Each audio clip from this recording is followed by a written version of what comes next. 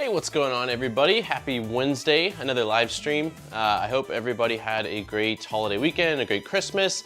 Yeah, I'm excited. It's been a very busy week. I've been doing a lot of troubleshooting of 3D printers, actually. I just posted a tweet over on Twitter regarding the Prusa Mini. I've been playing around a lot. Last week we built a Prusa Mini Plus, but I have an older Prusa Mini that I rebuilt about a week prior to that, and I printed a lot of stuff on it. I printed out all of the PTG parts to basically replace all of the stock PTG parts, and it printed them out without any problems. And I've been printing a bunch of PLA parts over the past, these are all in the last couple days here, and kind of the first time I've actually printed PLA on it. When I got it, I just went right into PTG, and with the PLA, I've been having some issues. I had a clog, I had an issue with the belt coming loose on the y-axis, which I just assumed was my fault. It was again, this is the used Prusa Mini that I got, so I don't know its full history.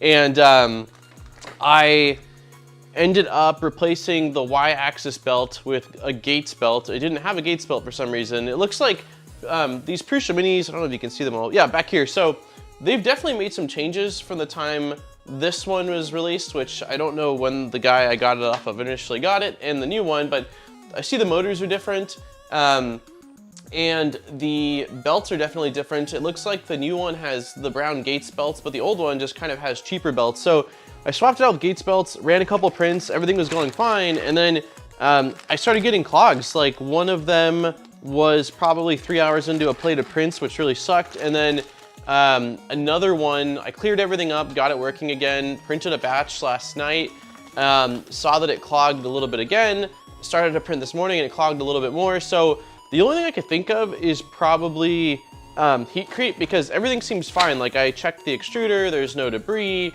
it spins freely, and so yeah, 760s here. I saw your tweet just a moment ago, so I'm going to, I know that Chep from Filament Friday had a Prusa Mini and he was having a lot of clogging issues, and he basically pulled the PTFE out of the heatsink, extended it a little bit, so that way there was definitely no gap and it was pressed firmly against the top of the heat break. So I'm gonna try that. 760 also said that maybe reseating or adjusting the heat break a bit. So I'm gonna try those things after stream today and see if that fixes it. And if it doesn't, I know that people have said there's like a $15 Bondtech heat break that you can replace that's supposed to be better than the stock one on the Prusa Mini. So a little bit bummed out about that.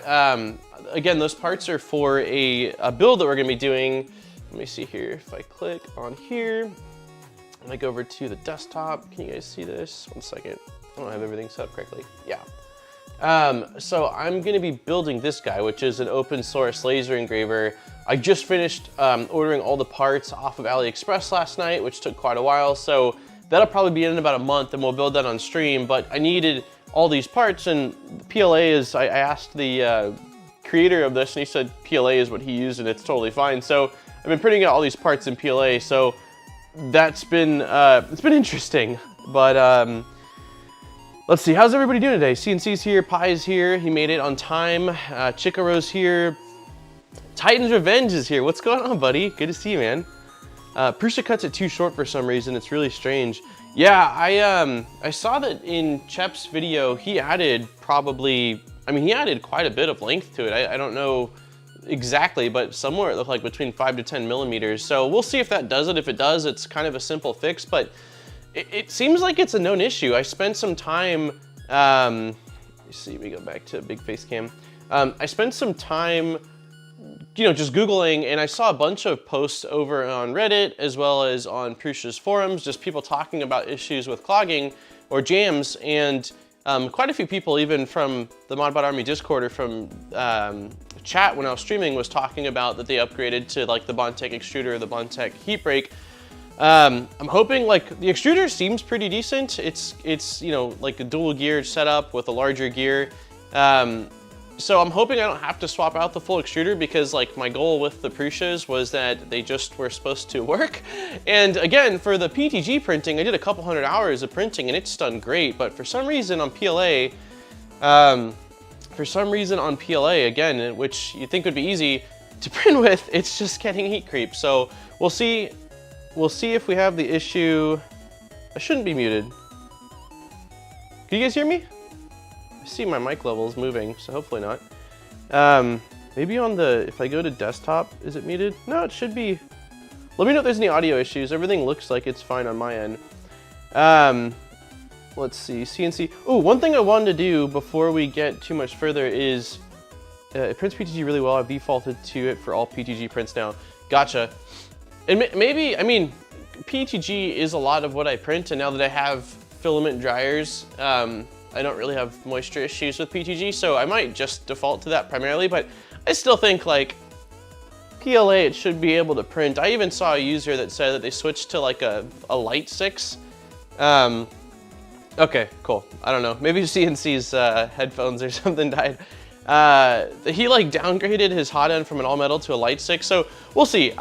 Overall, my experience with the Prusa Mini has still been really good. This is the first issue. It's on PTG like a champ. And then the only other thing is when we got off stream last week, I hooked it up to Octoprint and ran the bed visualizer and got really like almost paranoid about how offset it was. And so on both of them, and I think it's less of just unique to the Prusa Mini and more just the cantilever design, but there was definitely some serious sag or offset from where it touches the Z-axis to where it's up in the air. And so I spent some time basically tweaking the frame and got them in a much better place to where the issue I was having was from left side to print, left side of the plate to the right side of the plate, there was some serious offset. And even with the mesh bed leveling, from everything I saw, like it's only able to compensate so much. And so it was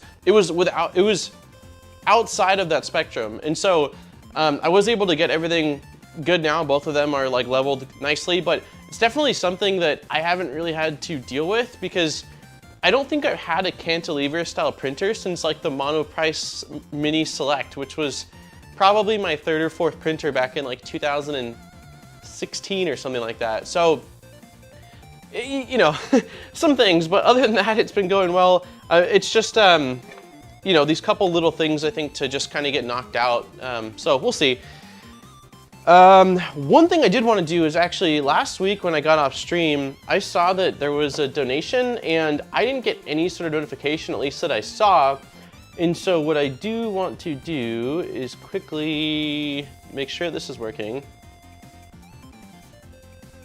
There's no, okay, that's why. So it plays through the same sound as the desktop audio, which makes it really hard to see or hear, but it did pop up. I might have to see if I can configure the sound to make it a little bit more aggressive so that way I can hear it. But yeah, Do It 3D tipped last week, so I wanted to make sure that I acknowledged it on stream and said thank you. I messaged him afterwards because I felt so bad, but it's a little bit better now, and I think I've even got, let's see, if I go, let me see, if I lower the music a hair, like that, I think I got text-to-speech working as well.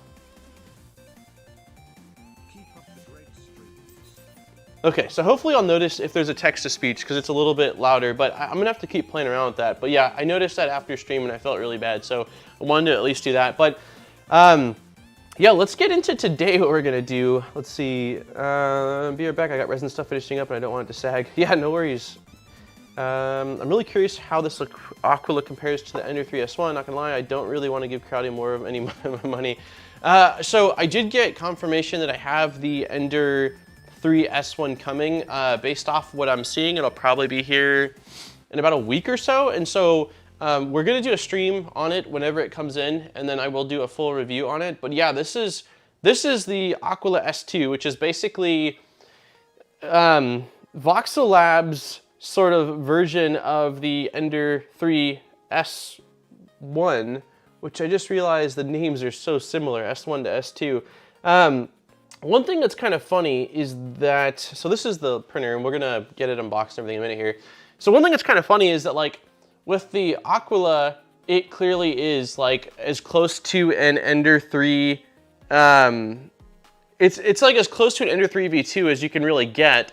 But with this one, like the Aquila S2 came out as soon or if not sooner than the Ender 3 S1. And so I don't know that I can call this like them just copying, like it's their own thing, even if it's maybe heavily inspired by, you know, the extrusion type of 3D printer that we're so used to. But the three things that I saw when they reached out to me that were kind of big to me is coming stock with a powder coated PEI bed. To me is like, that is beautiful, because that is an upgrade I often do.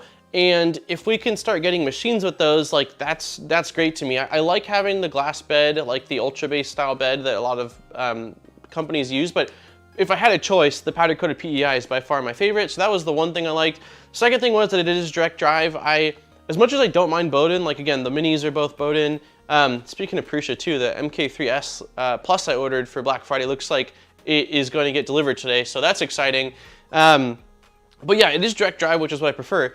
But it's also got an all-metal hot end, which is not the norm. I can't think of any sort of like, of these Chinese low-cost 3D printers that have all-metal hot ends. It's always been an upgrade. And so I am curious to see how it prints, see if there's any issues with filament sticking in a non-PTFE hot end from, you know, and what this hot end looks like. And yeah, they did originally tell me that the price was going to be around $200. As of right now, their website shows 300 slashed out and 280. So it's definitely a little bit north of what I was kind of told initially. But I still think for 280 bucks, if this thing has direct drive and an all metal hot end that works well and a powder coated PEI flex plate, like it's pretty sick. The only feature it doesn't have that I do wish that it had was automatic bed leveling.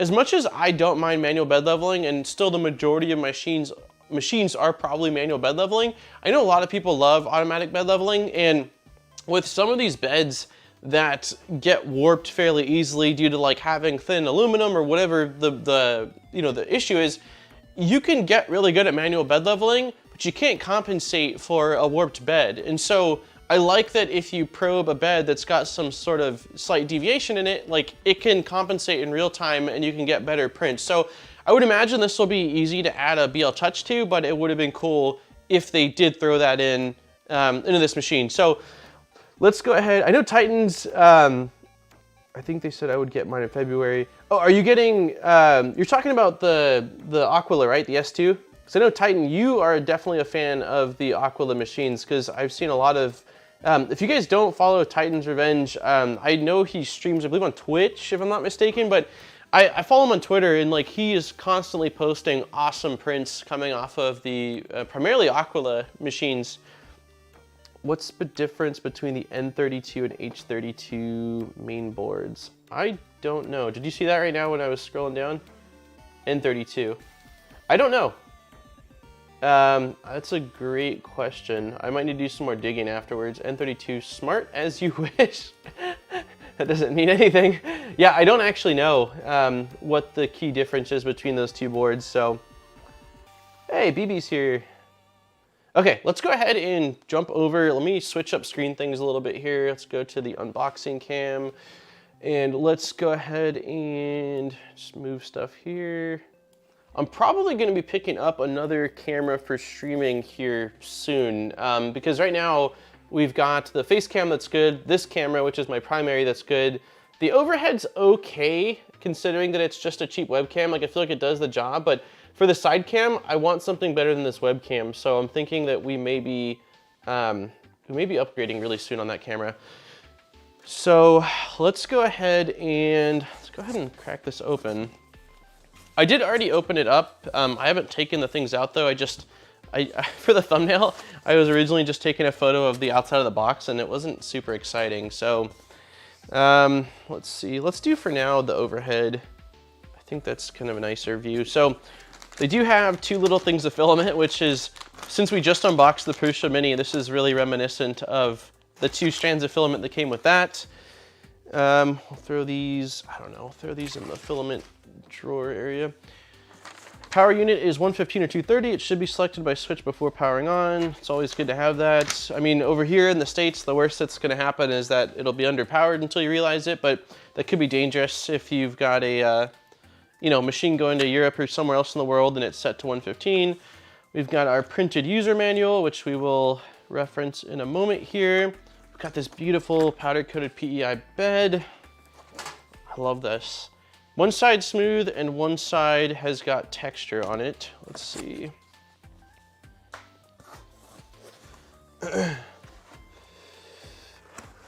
Ooh. I have the original and the X2. What was the main difference with the X2? Was it, I can't remember. I never had the X2. I only had the original. I think it was probably what, an extruder upgrade to like the aluminum dual gear, and then was it a bed upgrade? Why can't I get this out? Oh, there's even a little benchy. That's cool. It's kind of funny. I mean, I'm assuming that's them saying that they like tested this thing before they shipped it. It looks okay. This post on the back is not exactly in the normal design. A little bit of hairs. Oh, they've got their little Voxelab V on it too, which you guys can't see from this image, but it looks okay. I wouldn't say it's the best benchy I've ever seen, but there's that. Let's see. We've got screen, which looks near identical to the screen on the other Aquilas. I don't want to bend anything. We've got the, I guess the, for the X-axis, for the stepper motor is going to be interesting. So they don't have the belt on, huh? Normally, I'm trying to think, normally I feel like they have that attached, but we'll see. We've got, what is this? Spare pads. We've got this aluminum. Man, this is super light. We've got a bracket. We've got a couple screws. Oh, that's right. There's the horizontal screen, handle and filament run detection. Gotcha. Okay. Yeah, I do remember that now. Huh. More filament? It almost looks like they used filament to pad the box. Oh, we've got, oh, that's actually really cool, guys. I should have been looking at these. So, okay, so there's 175 of PETG. There is 175 of PAHT. So I'm assuming PA nylon, HT high temp. 175 of PLA carbon fiber. 175 of PETG carbon fiber. That's kind of cool. I was thinking like this isn't a lot of filament, but PETG carbon fiber and nylon in general can be pretty expensive. So even if they just give you a little bit, that's kind of cool of them. The Aries is nice because it's pre-built. Why don't I know what the Aries is? Is it FDM? No, is that resin? Let's see. Interested to see the quality of this. I ordered their Aries 3D printer, but I'm trying to find a good first 3D printer since my Ender 3v2. Yeah, what is the Aries? That's not in my memory as printers I've seen. I discovered a neat trick for ABS when using a wham band PX sheet. Create an ABS slurry with acetone and paint it on the PX while cold. The ABS will stick perfectly and release when it cools. Huh. I don't think I've ever used an ABS slurry. ABS I've always used, back in the day it was hairspray, and then glass with, I honestly think glue stick was what I used, and then just PEI. I'm curious about the extruder assembly since you can't see much of it. Yeah, the extruder assembly is kind of hidden. Okay, let me get this shit out.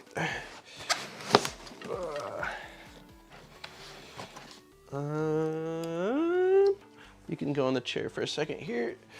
Oh, get rid of the box. Let's see, power cable. Sorry, I'm moving the mic. I know it makes sound. Whoop. Okay, so that was one layer. I hit the overhead camera. That was the first. Oh, sorry about that, guys. You guys got slapped.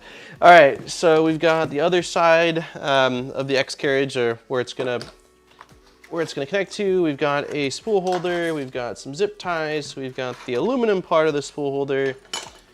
Our typical spatula. Really cheap spatulas, but I guess better than nothing. You probably won't need it with the powder coated bed. We've got the lead screw. We've got the Z-axis stepper motor. End stop. Yeah, this is definitely in a few more pieces than Maybe I just haven't built one of these in a while, I don't know. We've got aluminum extrusions, nicely wrapped so they don't get scratched. And then we've got some hardware and a belt and a spare nozzle. Cool. Okay, I'm gonna throw this over here like that. Let's lay all this stuff out. Okay, let's start by unwrapping these. Aries is FDM and pre-built with enclosure. Interesting. Is it based off anything? Like if you had to compare it to an existing printer that's out there? I have to look at that. I don't know how, I haven't seen it. Is it a fairly new release from Voxelab?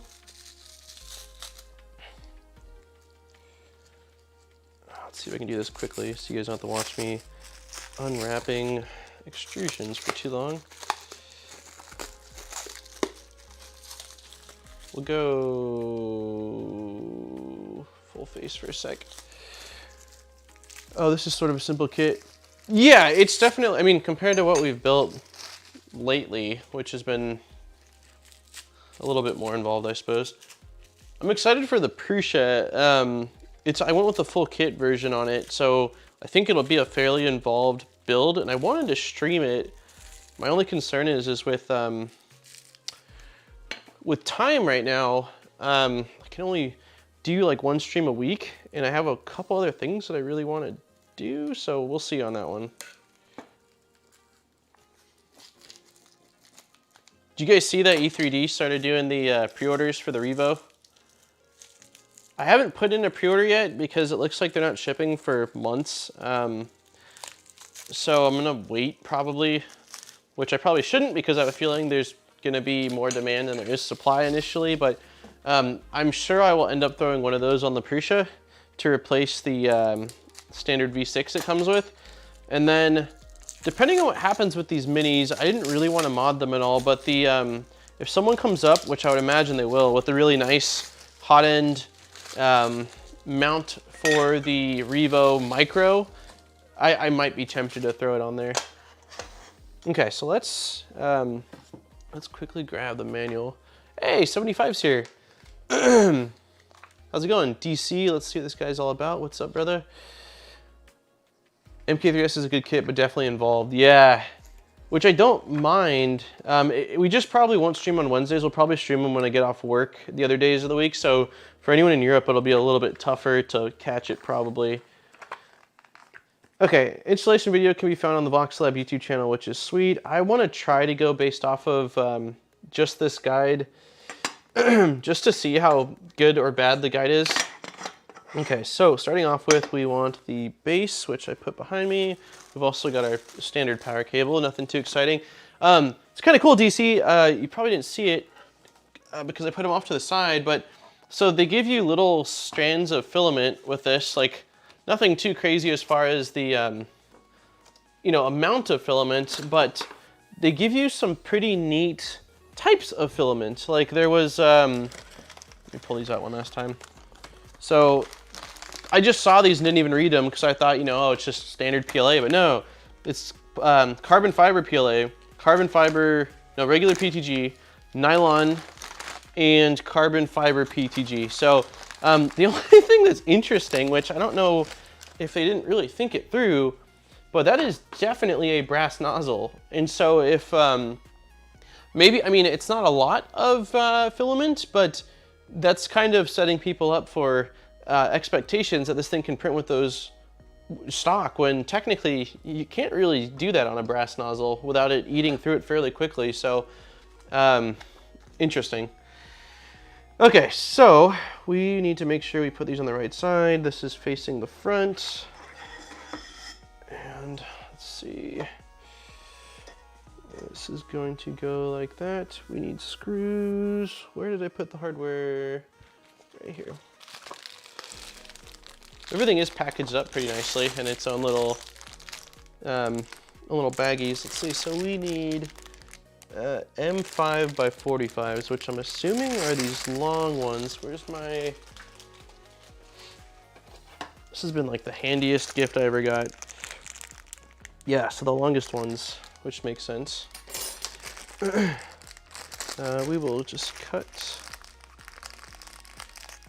Oh, you also missed it too, DC, but the Prusa Mini. So I've primarily been printing with the one that I rebuilt. The one that we built on stream last week, I've done a little bit of printing with, but mostly I was trying to make sure that everything was okay with the frame, because when I ran a mesh bed leveling, it was really off. And I did get that squared away by just adjusting the screws that connect the XZ to the Y-axis. But I've been having a bunch of issues with printing PLA on the old Prusa Mini. And then I started thinking about it, and most of my printing with it has been PTG, so I'm thinking I'm getting heat creep. So I'm gonna play around with seating the heat break again, and then adding some longer, where's my good screws that we got from Pi? And then using a longer PTFE. Nope, that's too big. Hey Carl, what's going on? Over time, the Revo will be the new V6, I'll wait. Yeah, there's not going, why am I missing one of these? Unless this is it. Nope, this is it.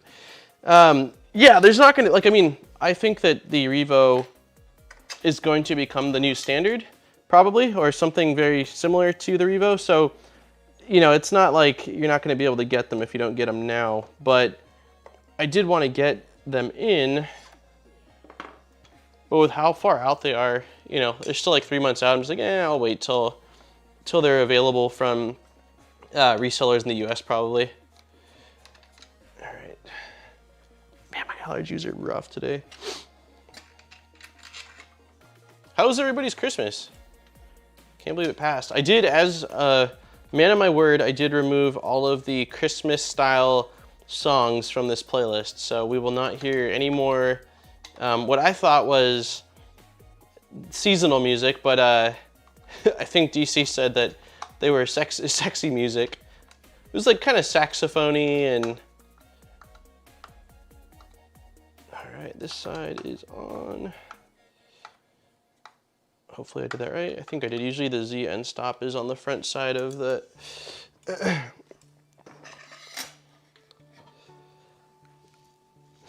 My nose. All right, Z-axis profile right side. Doesn't look like the right side is anything special. Let's make sure that there's no drilled out holes anywhere on this. Nope, orientation does not matter. Justin 3D, what do you think of clone Revo nozzles already? So, I have mixed feels about it. My opinion towards clones is that I don't, like, from the consumer side, I don't mind them. I mean, again, like, I'm always trying to find a deal. Like, even now when I'm buying stuff, like, I'm still trying to find what's the best value. And so I don't think that people should be breaking patent laws. And I know that E3D did announce that they were going to be patenting some element of their Revo. I don't know whether it's just the system itself or whether, you know, it's the nozzle or, you know, or like, I guess, I don't know if you call it a nozzle anymore, but like the nozzle to heat break thing. So if they are breaking a patent, then they shouldn't. I mean, like E3D has spent a long time innovating this design. And so like, I want to see E3D be around for a very, very, very long time. And I think that they're an awesome team. So it's like, I don't want that to be a cause for, you know, problems with them or loss of revenue or whatever. But I also don't know whether that they even have a problem with it. I haven't seen any formal announcement from them as far as like, hey, this is not okay. So we'll see. Does anybody know? Because I saw that, I think it was Zodiac, right? Is the ones that created that nozzle. Man, we really got a bot already. I thought I was showing up for a different kind of show. Damn it, TC. I'm all good. Stitches out of the thumb tomorrow. Nice. What happened, Carl? I don't think I saw it when you posted the photo of your thumb all wrapped up. Okay, so we got that on. That was easy peasy. Picture was nice. Next, we are going to be attaching the lead screw into this stepper motor. It's already loose, so let's grab this guy. Make sure it's nice and tight. I'm gonna tighten both of them just in case. No, the other one's already tight. We're good to go on that. Sweet. And then this needs to attach to the back side. Sneeze incoming. Excuse me. I think I sneezed right in you guys' ear where the mic is. Yeah, it was the Zodiac, right? I didn't see any response from E3D. I retweeted it, actually. I was kind of excited because I know that E3D at launch doesn't have any abrasive ones, and there's clearly gonna be a demand for that. But I also was under the impression that it was okay to make third-party nozzles. I just thought that they were like, I thought that they were patenting something to do with the actual system itself in terms of like the body of it, not the replacement nozzles.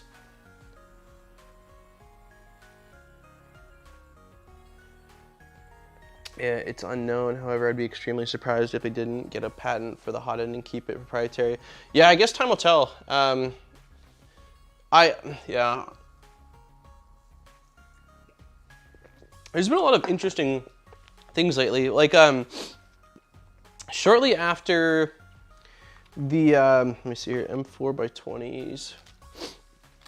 So shortly after the Revo was announced, I know that Thaddeus, I believe, right, announced their quick change setup, but apparently they had been working on it kind of on their own, and it was just coincidental that, you know, they kind of released around the same time.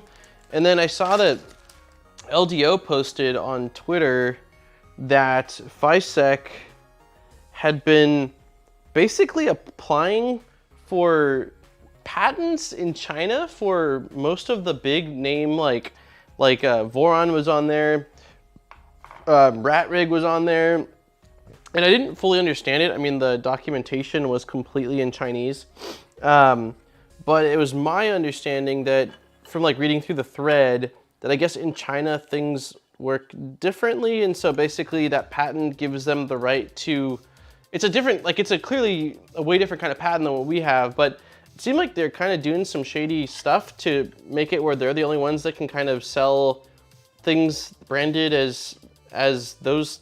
I don't know. I didn't fully understand it, but there's been some interesting stuff going on over the last, you know, month or so here. Anybody else see that? What I'm talking about?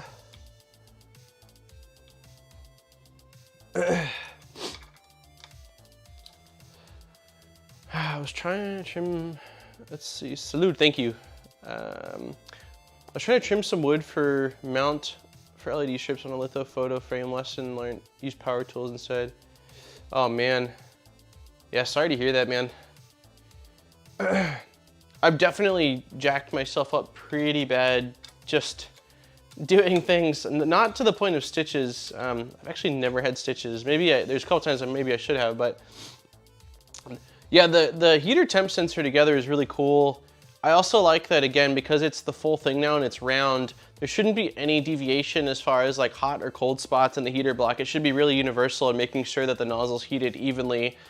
I'm curious as to what the switch out process is gonna be like, because I imagine you can't obviously switch out one or the other, so you have to replace that entire ring thing, but I don't know what pricing on that's gonna be like. Yeah, it'll be interesting. It'll be really interesting. How do you like the Ender 3S one, Carl? I forgot that you got one of those in. Okay, so we got the Z lead screw mounted in place. Next it is going to be, we need a profile. Probably need the one, so this is the top. Yeah, so that doesn't need, okay. We need this, we need M5x14s. Why do I keep misplacing these? I think these are M5x14s. If you don't have a metric ruler and you 3D print or build things in, because almost everything I feel like as far as making is in metric units. This was gifted to me because I was measuring things using my tape measure that's in inches, and gosh, I don't know how I've made it this far without buying one for myself, but I use it all the time now to quickly reference screws to make sure I'm you know, using the right size and things like that. It's just such a, should be a, like a no-brainer really. Okay, so M5 by 14. So we need this, we need this.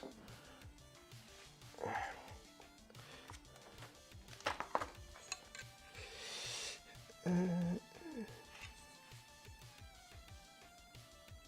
worried I'm going to install this incorrectly. Okay, so this is the orientation they have it in. It needs to slide in like, why am I? Oh, nope, it needs to go like this. Yeah, that has to be right, because it slides over that. And then these need to go in.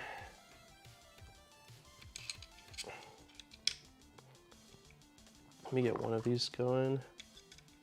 Nope. Yep. Let me go side cam for you guys so you can kind of see what's going on. Hey, what's up, Rogue? I'm excited to replace this camera though. This is my least favorite one. The webcam up top, for some reason, the overhead, like, I don't think it looks that bad for what it's doing. I don't know why. What the? I have a cover on this one. Hold on. Oh, I guess it wasn't on the actual lens, so that probably didn't change anything, but I never took the plastic cover off. But yeah, for some reason, that one to me looks good, or at least good enough, while the other one looks kind of poor, even though they're the same exact cameras. No! Okay, this screw is gonna be a little bit tricky. It's awkward.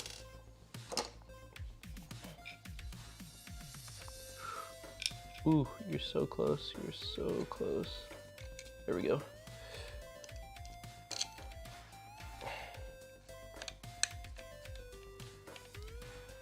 We will take apart the hot end on this too to get a better look at it, because like, I can't remember who pointed it out, but the, you can't really see the hot end / extruder on this thing from the product photos, so I'm really curious to see what it looks like. And when I do the full review, I'll have more footage of it as well, but we'll at least take it apart right now. Let's see, so we did that.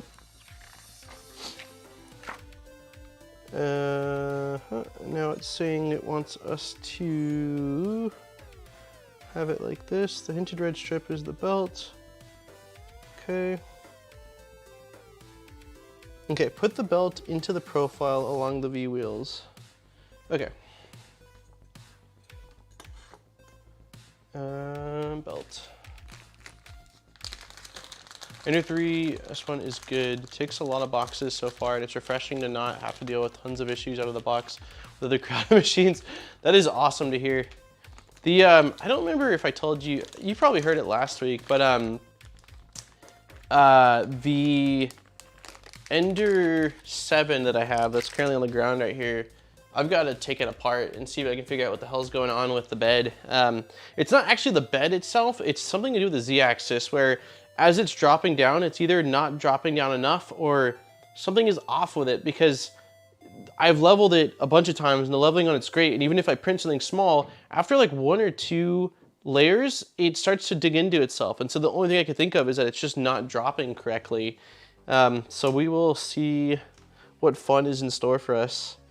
Okay, so it says just to lay the belt over it. And then it's saying to slap this guy.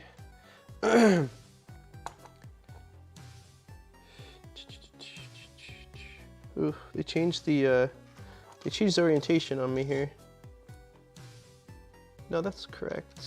Okay, so this is going to be the front. Yes. So this should look like this.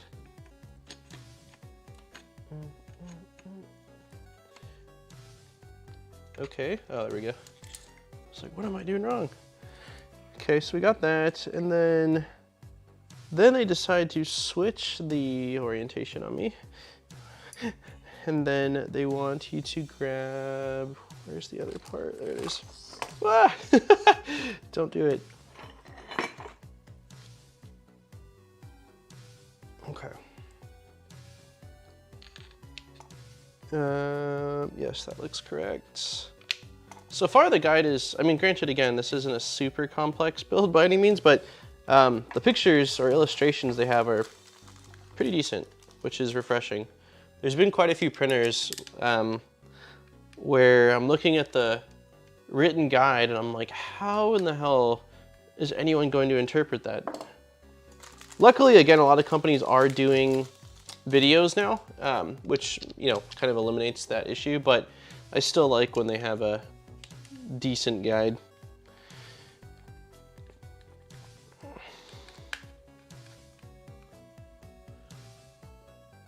The Ender 7 is a single, I can't really show you because it's heavy as shit and I don't have anywhere to put it right now, but so it's a single lead screw and it's only supported on the backside, but it's quite beefy. It's like 320/40 is sandwiched together and then V-slot wheels.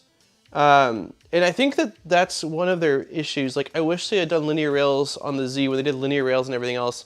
We might be doing something crazy. So, yeah, I'll tell you guys. BQ reached out to me asking if I was interested in testing out or looking at they have like their H2 extruder, but they have a water-cooled version of it. And so I'm thinking about, on the Ender 7, once I get it working, clipperizing it and then installing a water-cooled hot-end extruder setup on it. Like I would want to enclose it, which I'll probably try to do at some point, which will be a little bit challenging because of the way it's shaped. But the main thing, like, I wouldn't be printing Peak or Ultim on it, so it's not necessarily for practicality, but more just kind of because it's badass, and having a water-cooled printer would be super cool. So we might need to do that. Your build is going faster than mine. Wait, do you have one of these, DC?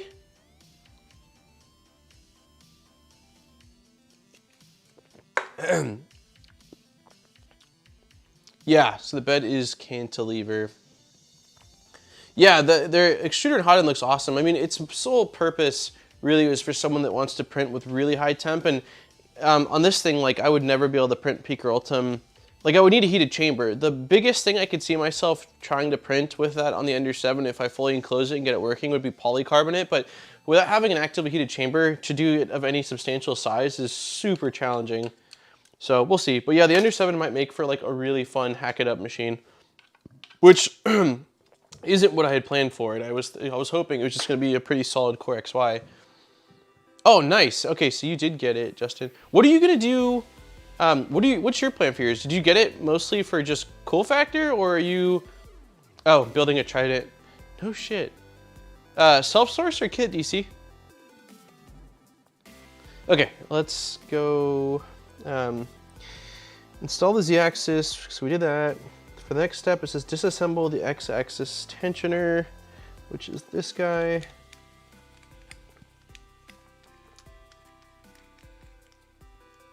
And now it wants us to, come on, that was a long screw.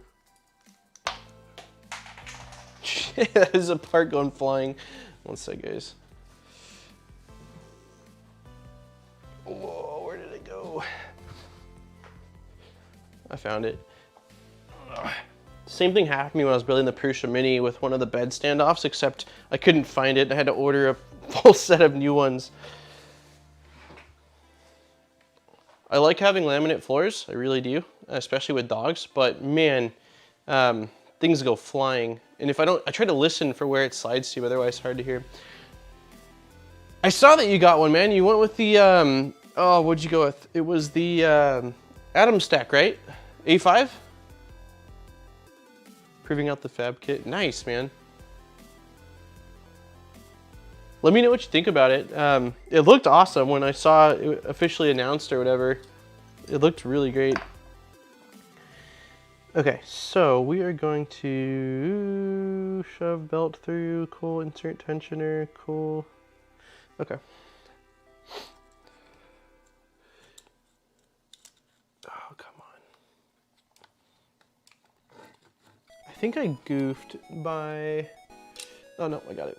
Okay.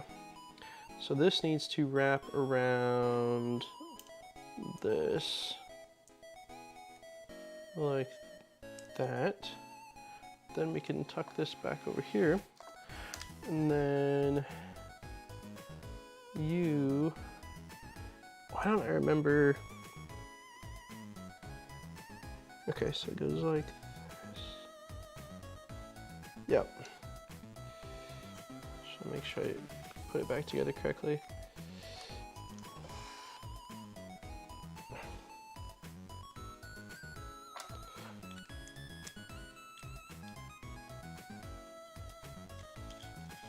Okay, so belt tensioner is on, and then it wants us to,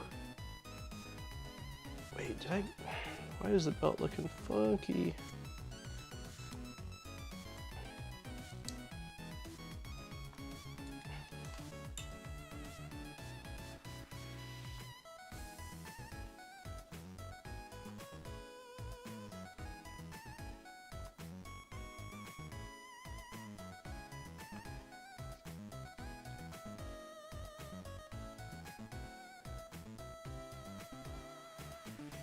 Insert the belt, tighten the tension screws with plastic band.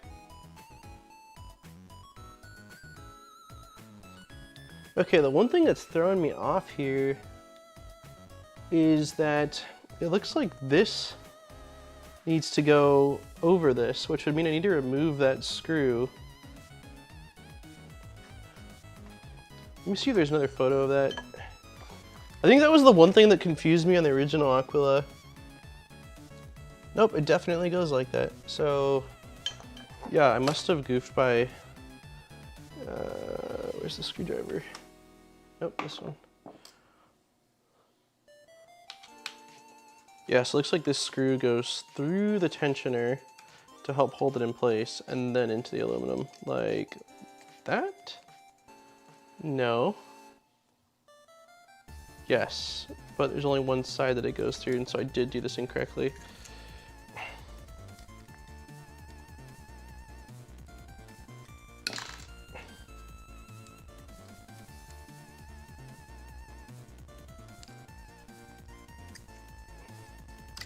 So this needs to flip, it looks like that.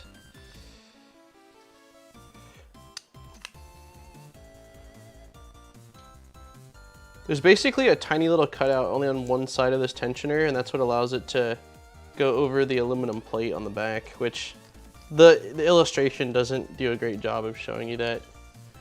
But now I should be able to slot this. Yeah, perfect.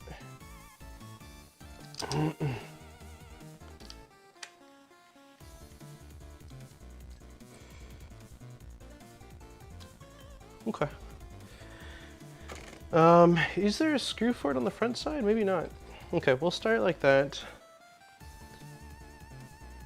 Did that.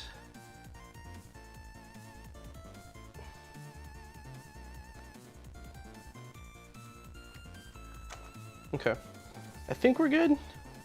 Let's go ahead and attach the belt to the carriage.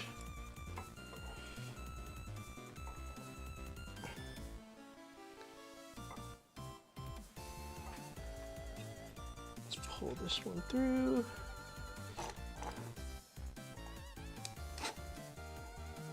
Around the belt, or around the motor, and then through the bottom.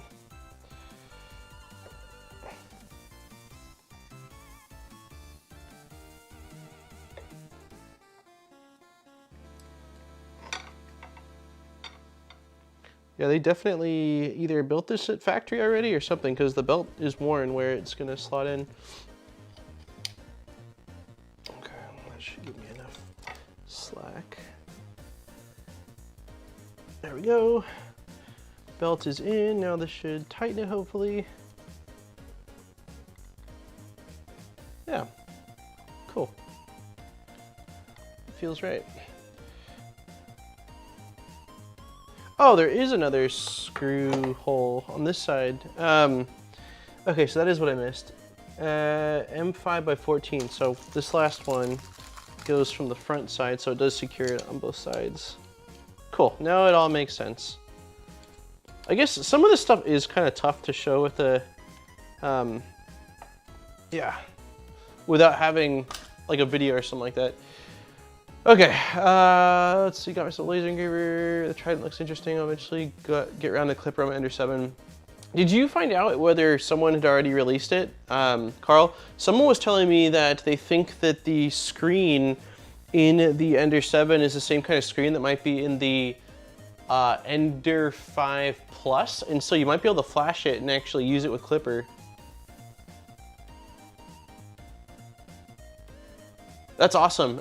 We're actually gonna be doing some more laser engraving stuff here too. So I'm printing out the parts for an open source laser engraver called the Engravinator. That's a really small laser engraver, but it's fully enclosed, which I really like for my current setup because I have the Ortur Laser Master, but using that thing open in my living room is not very great. And so I'm excited to have this other one that's fully enclosed, and there might be another one that we might be testing out too. So Corellia fitted Gates belts on the Ender 3S1, so not gone for cheaper option. Nice. Nero 3D is on day 2 of his Trident build. Yeah, I saw that. I think he must be off this week then. Drone, this was sent to me by Voxelab.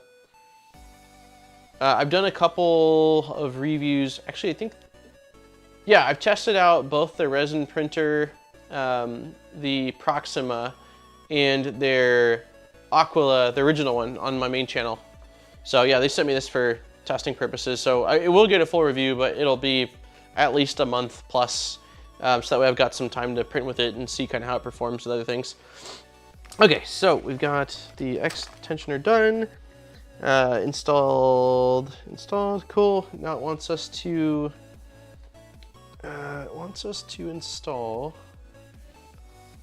bring the end stop, which is this plastic piece that's just going to sit like that. And then we need 2 M4 by 8s, which must be these little guys.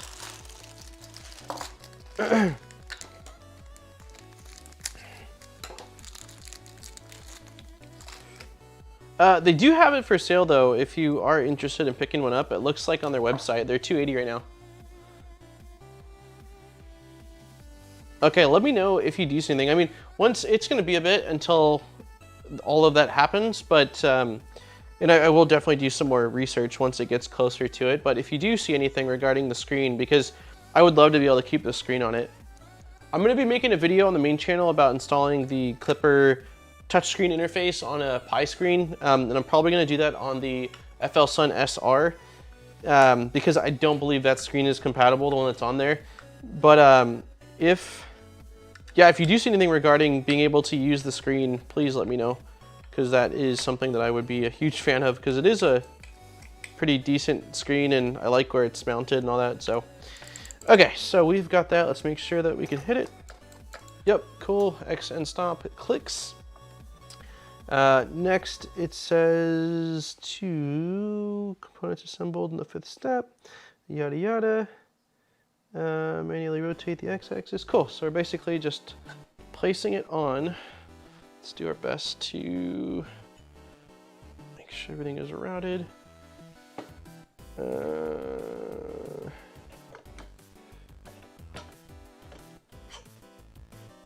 I doing something silly? No, I think I just need to put a little pressure. There we go. There we go. Z-axis, go in. There we go.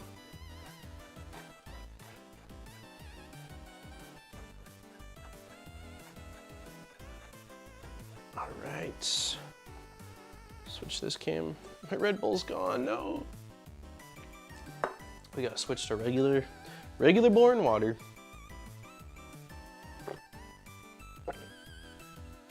Okay, that is done. Tension. I don't want to overdo it, but I also don't want to. That feels. Ugh. What is that? We can adjust it as we go if we feel like it's too tight. Okay, tension's good. Oh, we're nearly done. Install the top. So this just is going to drop on top like that. And then we're gonna need these two.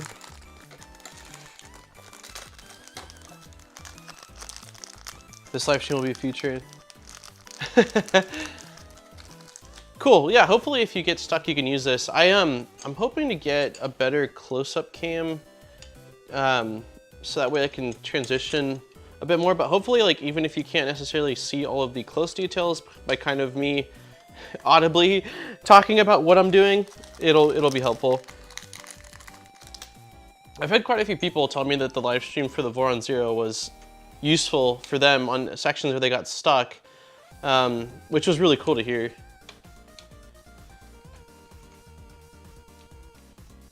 Because I personally, like, I'm not a huge fan of rewatching live streams. I do every once in a while, but I have used them for that reasoning. Like, even when I was building my Voron 0.1, the first one that I built, I used a combination of, you know, the Discord articles and stuff, or I guess threads that were already existing. And then I also did look over at Nero's stream for like one section that I just couldn't figure out what the heck I was doing wrong. So I do like live streams for the sake of getting snippets of information, because you can't cover all of those details in a, you know, in a, I guess, VOD, because it would be so long. But in a live stream, since everything is documented, whether it's good, bad, happy, sad, it's definitely useful to get things like that. Let's see, Tiny Machines 3D has been working with Insanity Automation to create firmware for both the MB MakerBot and displays of crowded printers. I just upgraded Blender 5 Plus with their firmware. It's all open source.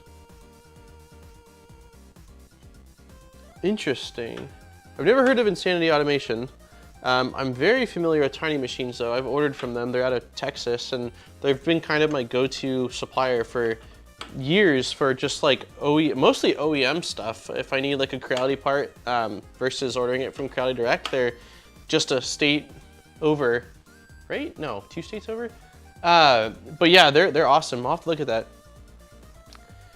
Okay, so we got that. All that's left is the screen, which needs this little bracket.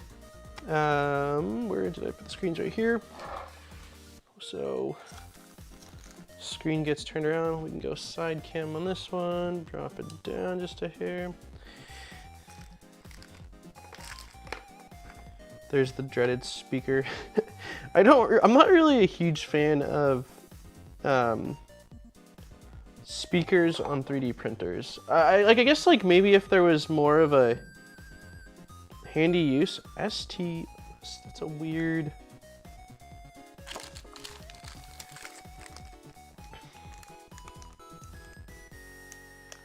What the hell is a ST 2.9? It must be one of these little guys. Maybe it's saying self-tapping. That's what ST stands for.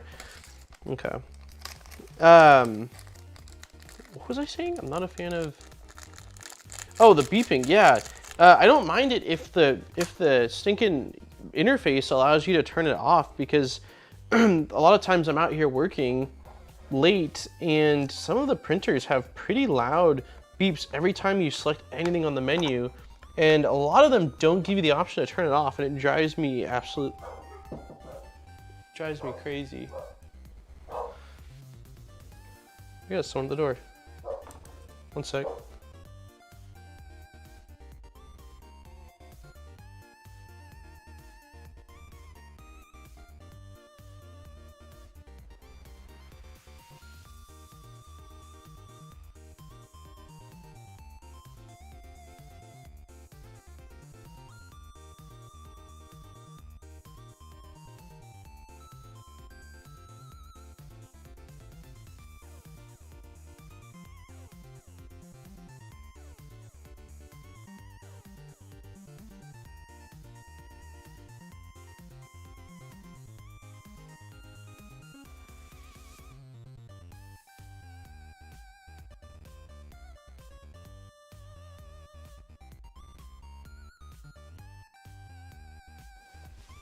Okay, it was the delivery guy. It was weird because he was staring at me and I was staring at him and I kind of just wanted him to leave.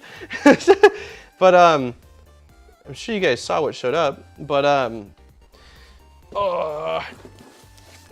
hopefully this thing isn't destroyed because the box looks pretty jacked. There are like holes on the whole bottom side of it. Looks like it's been flipped around a bunch. The void warranty sticker is missing. So that's awesome.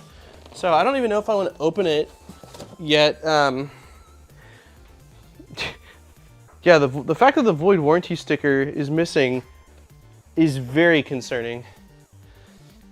But yeah, that thing got lost. They shipped it.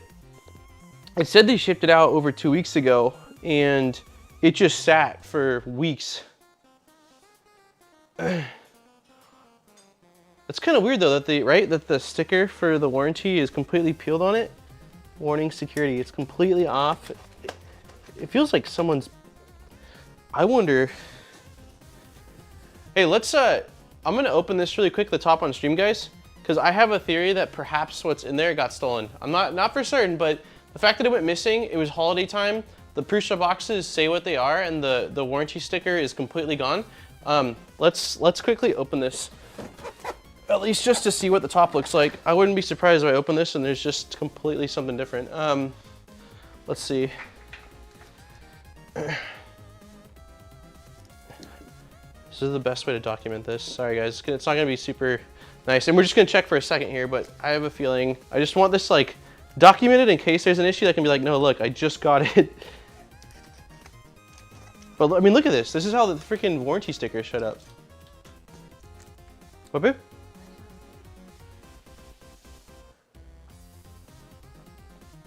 This is the warranty sticker. It says void if for security. It's completely off. And then it looks like there was re-taped shut on the top here, so someone's been inside of it. There's holes on the bottom of it. This thing got beat to shit. Oh, you want to see if it's in here?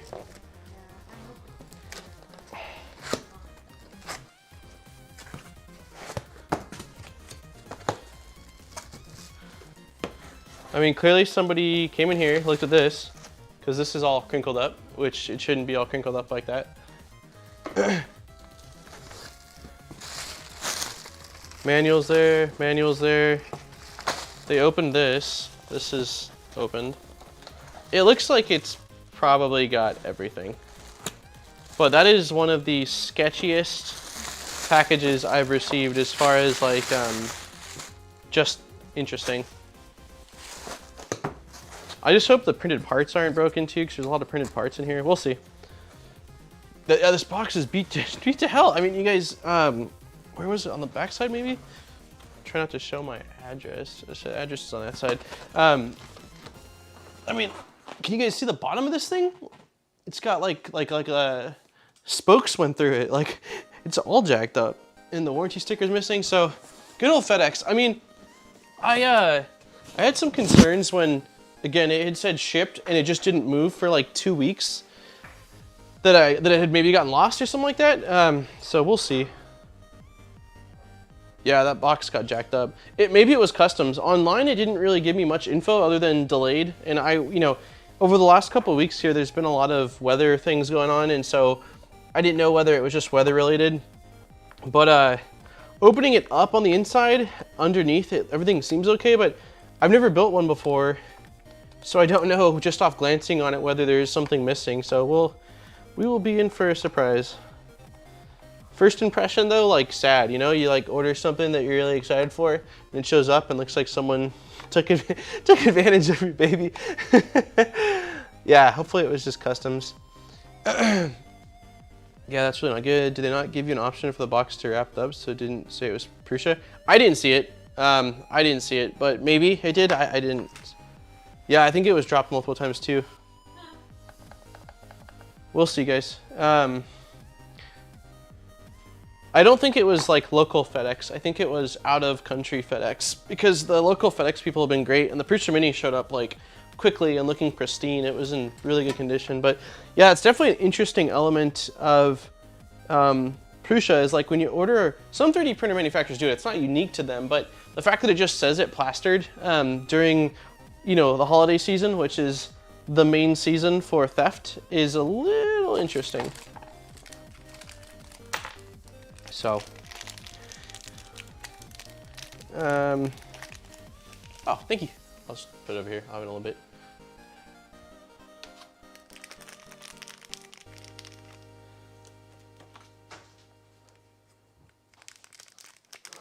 Yeah, hopefully it's fine. I might, because I did want to stream building it, I might end up scheduling, today's what? Friday is New Year's and Friday's New Year's Eve.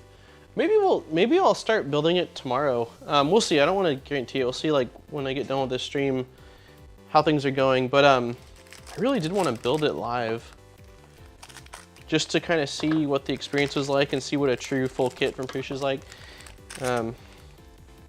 Sorry, that distracted me. It's funny that we stream only once a week and every time something happens, whether it's the gardener coming right outside for no reason or like there's always a package being delivered when I haven't had anything delivered in a while. I mean, I've been waiting on that again for weeks and he just happens to come during the stream with a package that looks like somebody played a quick game of like pickup on the basketball court with it, dude. All right.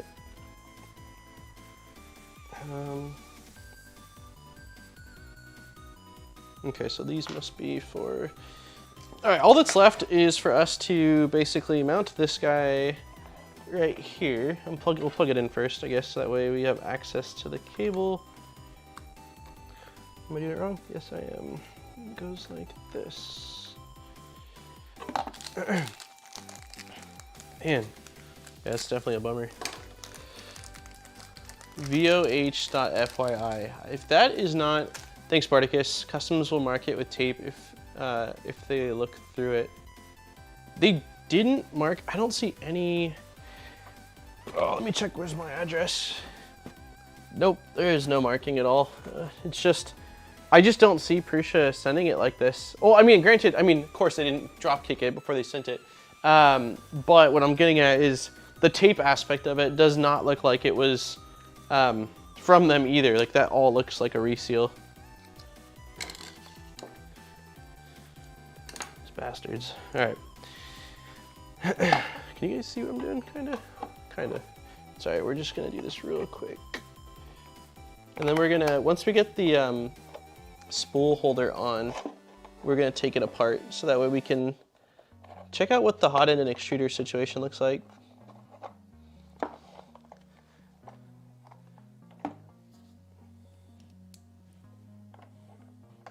Brutal, man. Still can't believe it shut up like that. Everyone shows theirs. Usually I thought they're like also wrapped though, right? Like when I see other people receive their Prusas, they're usually in that box, but they're in like black plastic wrap. So what the hell? Okay, that is that. And then yeah, last step is the, yeah, it's last step. Cool, other than just, let's put the spool holder on top. Let's do, how did we do it last time? I think like that, and then hang it over the top front. Let's see, let's go back to overhead cam maybe? Nope, unbox cam, yep. Ah. You didn't check the most important things. Were the gummy bears intact? I didn't see gummy bears. Where in there should they be? Imagine that's all that they took, dude.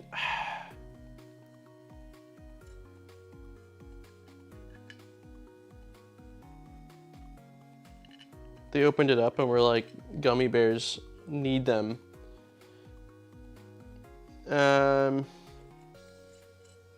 Gotcha. Yeah, that was my fault then.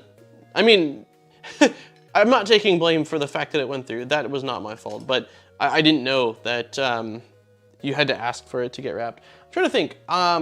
So I actually think the spool holder should be closer to this side because, no, wait, what am I saying? Never mind, ignore. It shouldn't matter.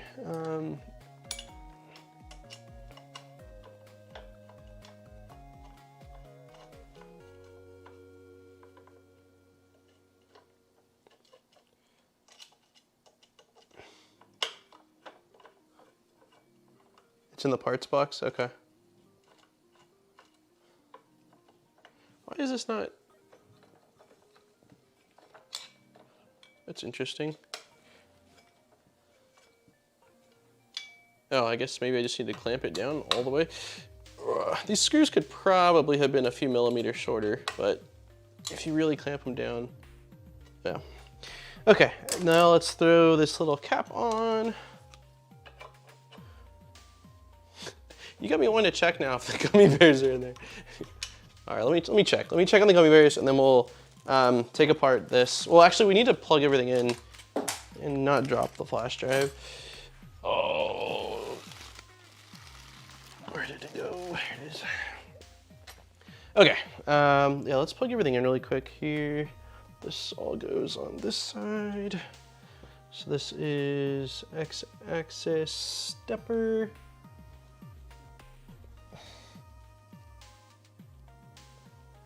Oh, that trip, it's kind of interesting too, that they're actually like almost recycling. Like there's a mount here for a Bowden extruder, although this is a direct drive extruder. And although part of me is like, huh, couldn't have just made one for both machines. I'm sure it's for their manufacturing to make it simpler. I don't hate that though, because if there is somebody that ever decides they do want Bowden for whatever reasoning, it will be very easy to convert this to a Bowden. All right, so we're plugging, come on. You gotta plug it in. There we go. And then the last thing I think is just this guy, which is the Z-axis end stop. And then we should be in the money. Cool. All right, it looks pretty. Except for this strand of PLA that was printed. Let's see.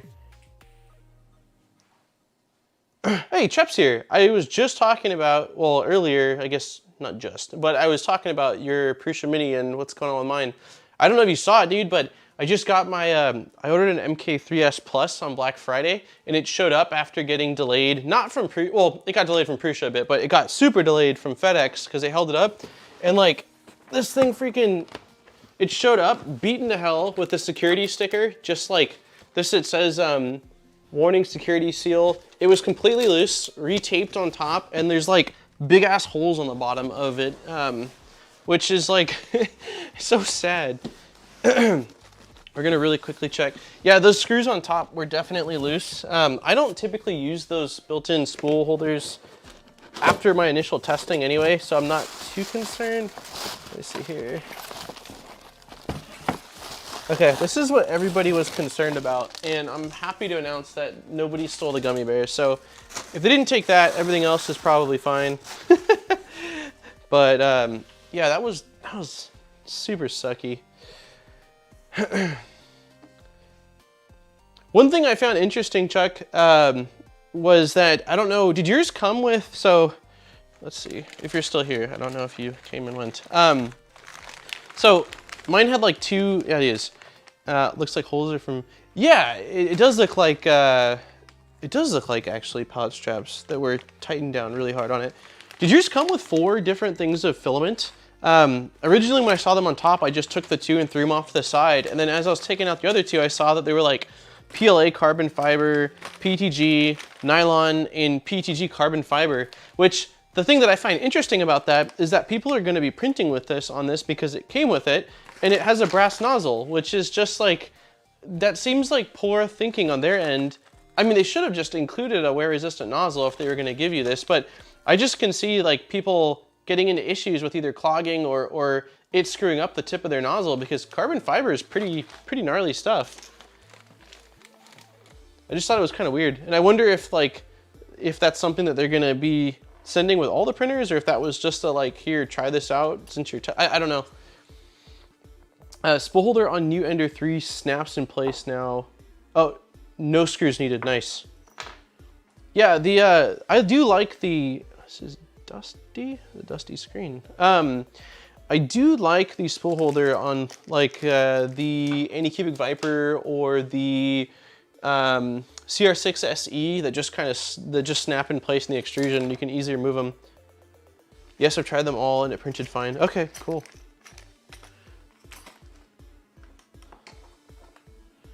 What were we gonna do? Oh yeah, that's right. We were gonna take apart the extruder and hotend to take a closer look at it. Let's see. Man, this camera blows in comparison to the other camera that I've got. It's okay. That should be enough for us to at least kind of see things. Now, how do I get inside? There's a screw on top. We're just gonna start unscrewing things. The Viper one is nice, but it takes up a lot of space. Yeah, I guess the Viper one does, because it snaps and swings, right? If I'm not mistaken. I've got both the CR6 SE and the Viper. They're actually nearly identical. The Viper one is just, I think this is the Viper one. One second, let's go to it really quick here. So I think this is the Viper one, and this is the CR6 SE. And so they're very similar, but the CR6 SE has the pivot, which is really cool, and it's shorter, while the Viper doesn't pivot and it's bigger. So yeah, I could see I see what you're saying. It definitely takes up more if you don't have a lot of space. You probably have to print several rolls of abrasive stuff before it became a problem. Yeah, I just think that it's sort of a little bit misleading, like, or there should be a notification or a warning just saying like, hey, if you're going to be printing a lot of this abrasive stuff, you'll want to get a hardened steel nozzle. Maybe I'm just overthinking it, but I know, like, when I first got into 3D printing, probably my second or third roll of oh, interesting. Okay, this does just come off. Is there a second screw I'm not seeing on this side? Sorry. Yeah, it looks like this screw needs to come off too. When I first got into 3D printing, like, my second or third roll was glow in the dark because I thought it was rad, and I had no idea that it was abrasive, and it's very possible that it did not do good things. Whoa, okay, hold on.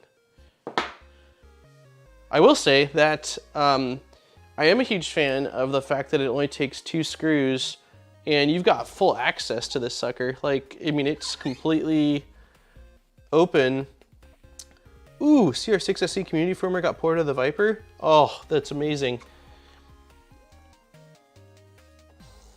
Oh, let's see, I want you guys to be able to see this, but this camera's so let's see, it is, that's plastic, which is kind of disappointing. It's a plastic single geared extruder. So definitely nothing special in the extruder department. I mean, I'm sure it's gonna work fine, but it's you know, I wish it was aluminum and I wish they had dual gears, but yeah, that's a pretty basic, extruder. There is a single cooling fan for the heatsink on this side, and then there is one layer cooling fan with this little printed, probably PLA, I don't know. The heat sink's a little bit interesting though. Heat sink's kind of like a hexagon style heat sink. It's got a really narrow, it looks like at least a fairly narrow heat break. Yeah, nothing too special, really. I just replaced the brass nozzles more often, much cheaper and easier than steel. You're not wrong. I've been playing around with I've been playing on 2 expensive nozzles. One of them was the, oh man, what were we just talking about? The company that just released like a Revo nozzle, and we were talking about, why can't I think of what the heck they're called? Someone in chat.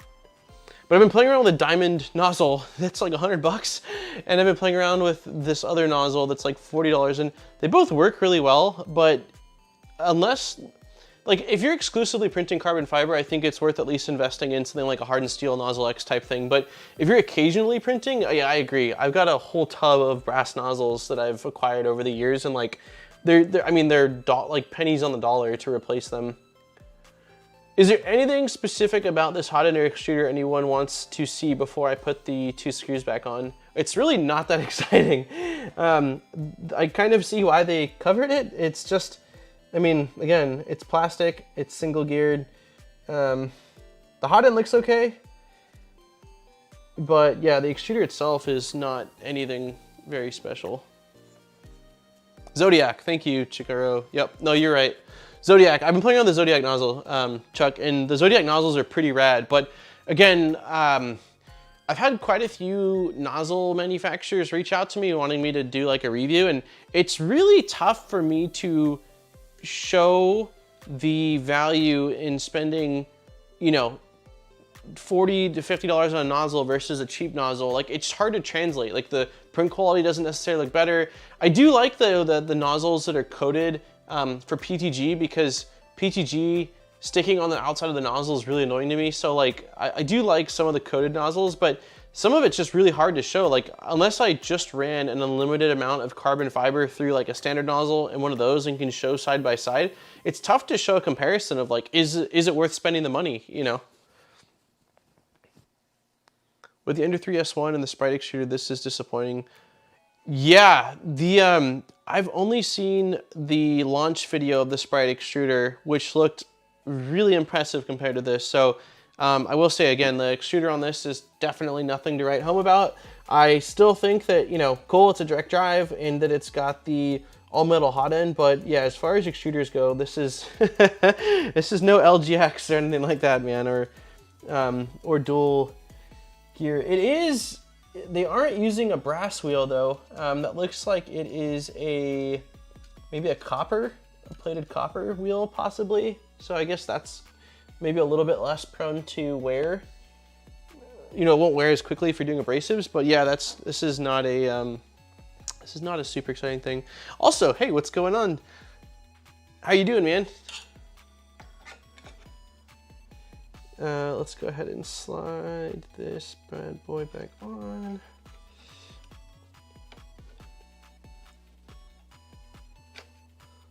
Chuck, you have to have the S1, right? From Creality. I've got one coming soon, but I told them I probably won't do a full video on it for a couple months just because of the amount of other things I'm working on. Likely steel. Yeah, I guess, yeah, you're probably right. It probably is steel, not a plated copper.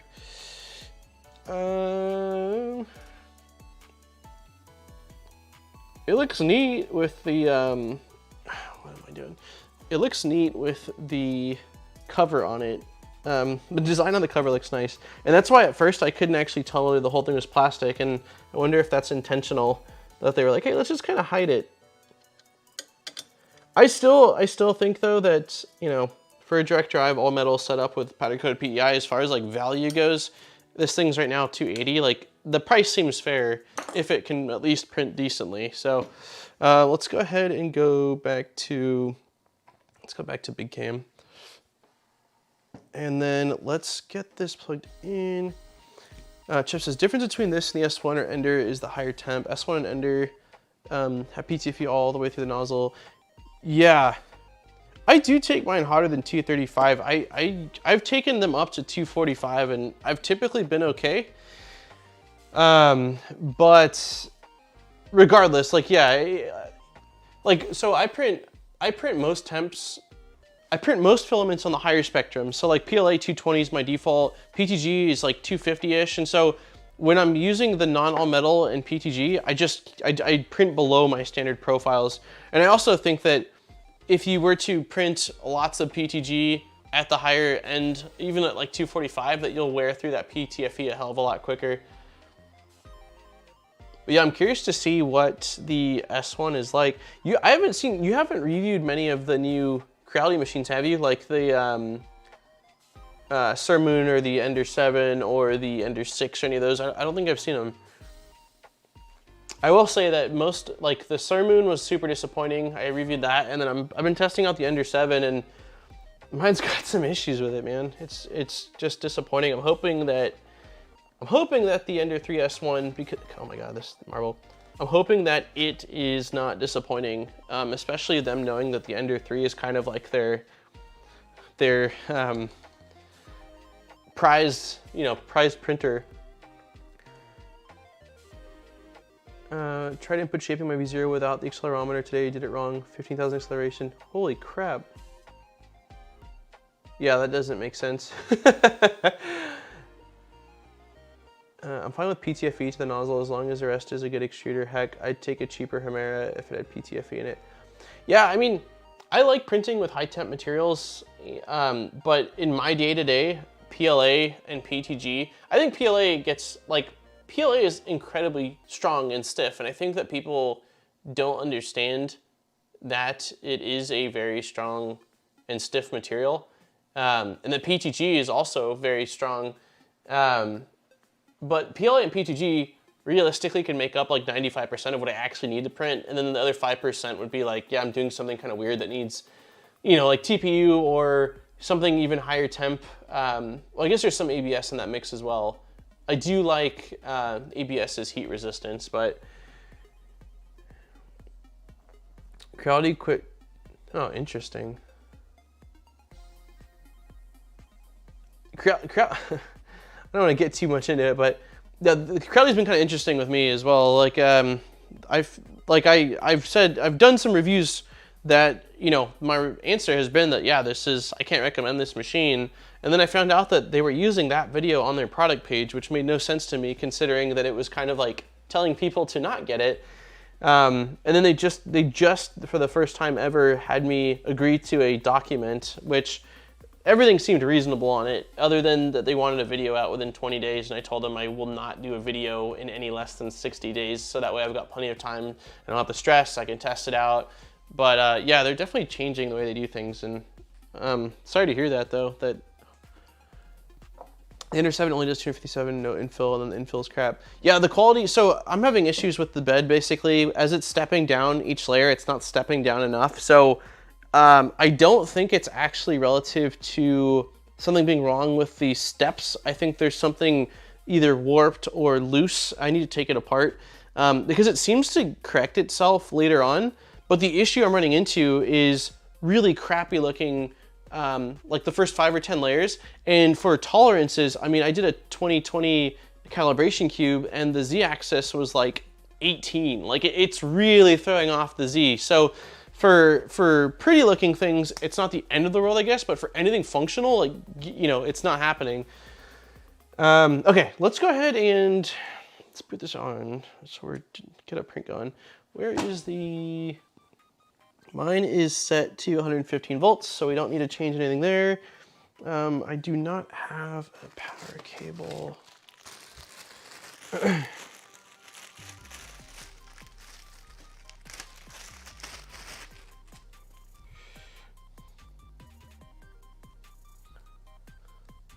Sounds like the kind of contracts I have to sign with phone manufacturers for reviews. Oh, you do phone reviews? Video format or a blog, or what kind of format? Yeah, most 3D printing companies don't do contracts for reviews. Most of it's verbal, which sometimes is not good because there's miscommunication or lack of communication. But yeah, I don't know. I have no problem laying down my foot as far as like if I think something's unacceptable. Like again, I shot 20 days for a video, and that's just, to me, that's not enough time. Like how can I, one, I've got other stuff going on, but two, like I want to have enough time to make sure that there's nothing on it that's, you know, standing out as far as issues go.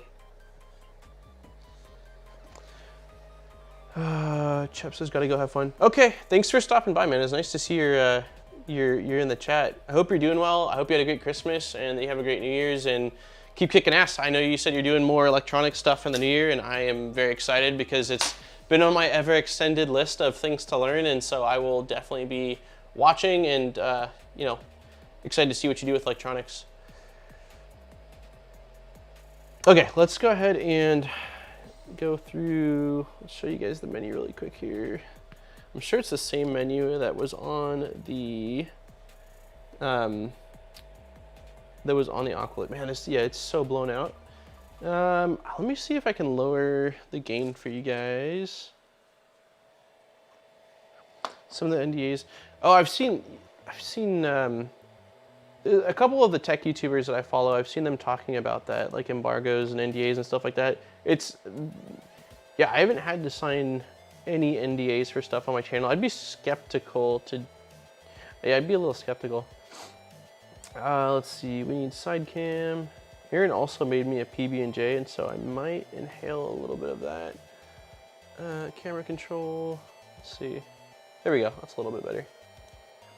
Okay, so, I mean, I know it's blurry, but at least like it's not, the white balance is enough. So we've got print, we've got control, temperature, motion, filament detection.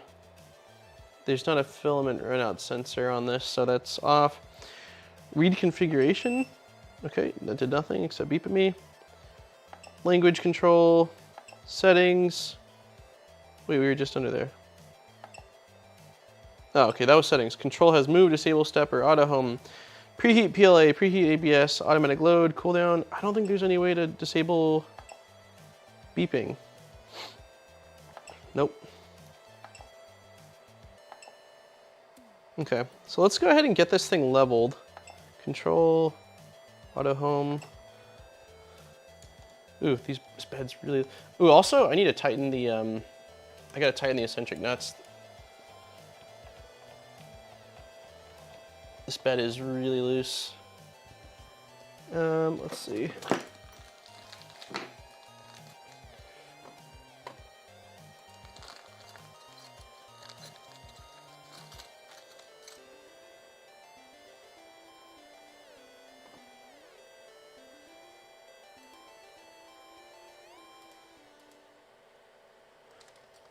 Chep was one of the reasons my first printer was a Creality. If they aren't talking to him, not sure I'm interested in Creality anymore. Yeah, I wonder what the reasoning is.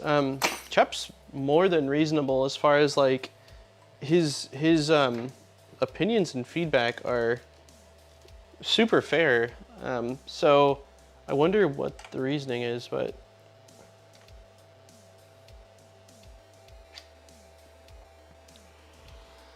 let's see. I need to just see. Wait, returning to 0, please wait. What? Did I not plug in? I didn't plug in the mode. I didn't plug in the cable, guys, for the Z axis. I was like, why is the Z just chilling? Where is it? That's why it was tucked underneath the bed. I didn't see it. Okay, let's plug this in, but then before we get going here, I want to quickly tighten the, that was my mouse. Tighten the eccentric nuts on the bed.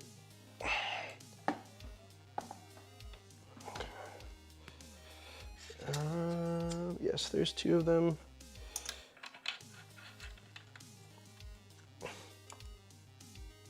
That one feels really tight. Why is this so loose?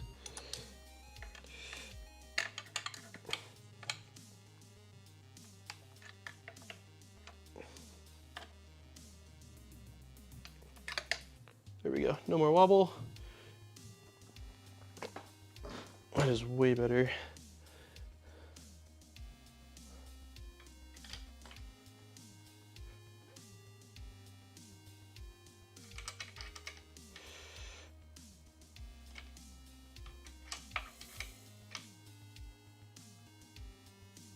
Okay, and then last one is this one, but honestly this feels, it already felt kind of tight. All right, round 2. Hopefully now we can home it. If not, then we've got issues. Oh.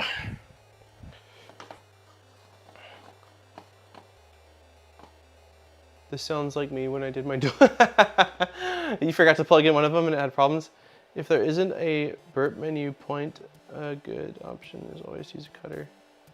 Wait, if there isn't a burp menu point? Hey, Lisa's here. How's it going? Let me see.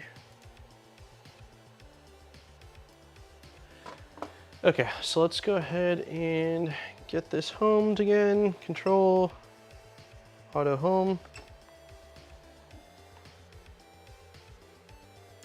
End stop is working, end stop is working. The motion, it must have We didn't open it up. I'll open it up for the full review so we can see what's underneath it. But it must have TMC drivers. It's really quiet. The only thing I can hear is the fan from the power supply is quite loud. I'm gonna bite on my PB&J.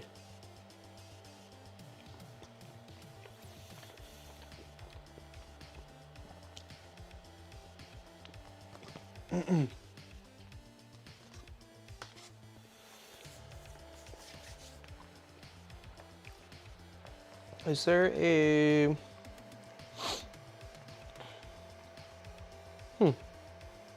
There's not a leveling option. I mean, I don't usually use them anyway, but we'll disable the steppers.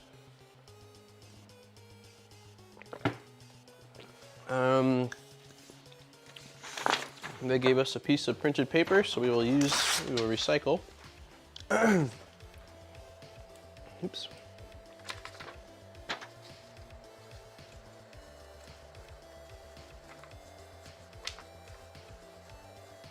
Okay, so that's an issue.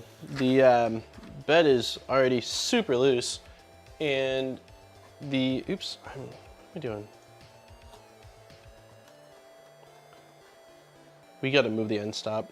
I'm gonna kill the power to this. I'm gonna manually jog it up a little bit.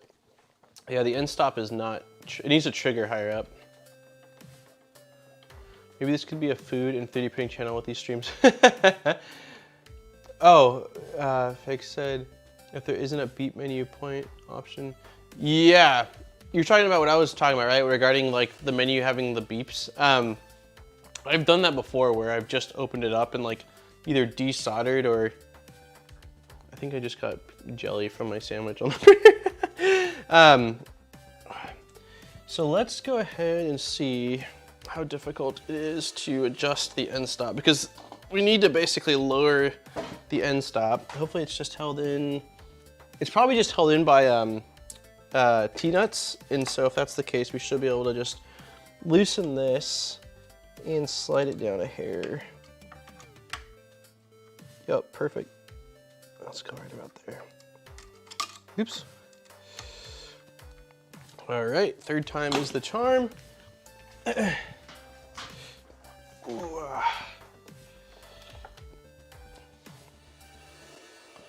But yeah, that's my thing is like I understand having the beep for, yeah, it looks like, well, I guess that's a nozzle image. I understand having the beep, like if there's something bad happening, like thermal runaway and you want to alert someone that's in the other room, totally. But to beep for every single option that you press just seems insane to me.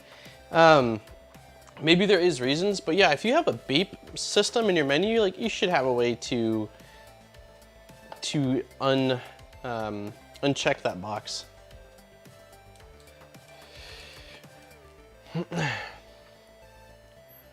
Whew. We can do that, Lisa, food and 3D printing. Even though sometimes the food's not always the most exciting. We've been on a peanut butter and jelly kick lately. Oh, I didn't realize you guys could totally see this.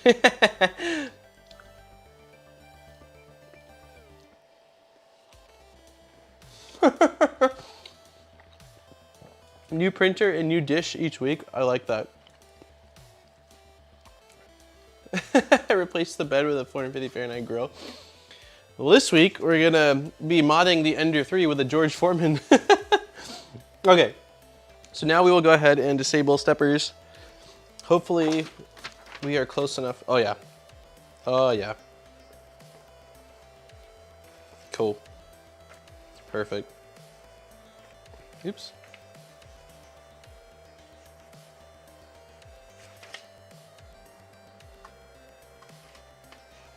Ooh, I don't like that. This, I'm actually gonna probably end up unplugging this one more time before we hit print, because I can show you guys in a sec actually with a better angle. But where the Z-axis motor is routing from, I have concerns that it, ooh, that is,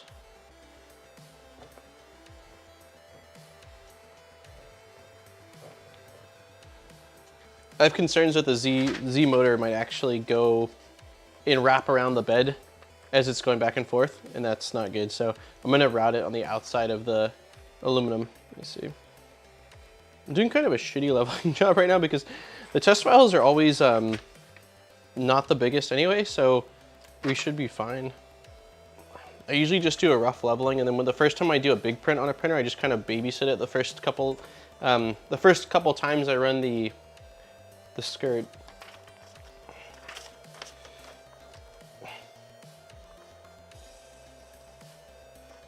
Yeah, it should be good enough to have a starting point.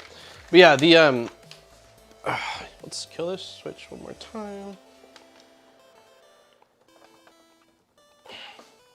The concern I have is, if you guys can see this, nope, that's a terrible angle. This cable right here, there's kind of a lot of slack to it, and there's enough for it to wrap around the post of the bed leveling screw. So I'm just gonna unplug it, and then instead of having it feed from the inside, we'll have it feed from the outside.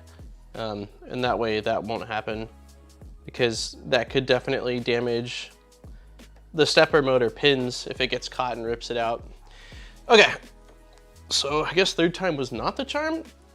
But yeah, we're at least ready to rock and roll as far as printing goes. Let's, before we load filament up, see what's on there and see if they have any test prints sliced for that high temp filament that they sent us. Let's go to unbox cam. Oh, it's not changing cameras because I have, there we go.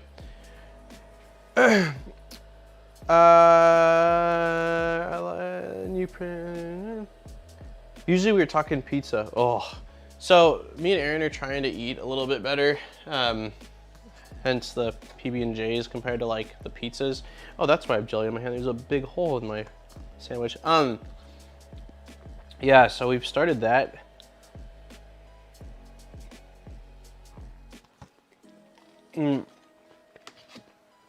But I already miss the pizzas and stuff.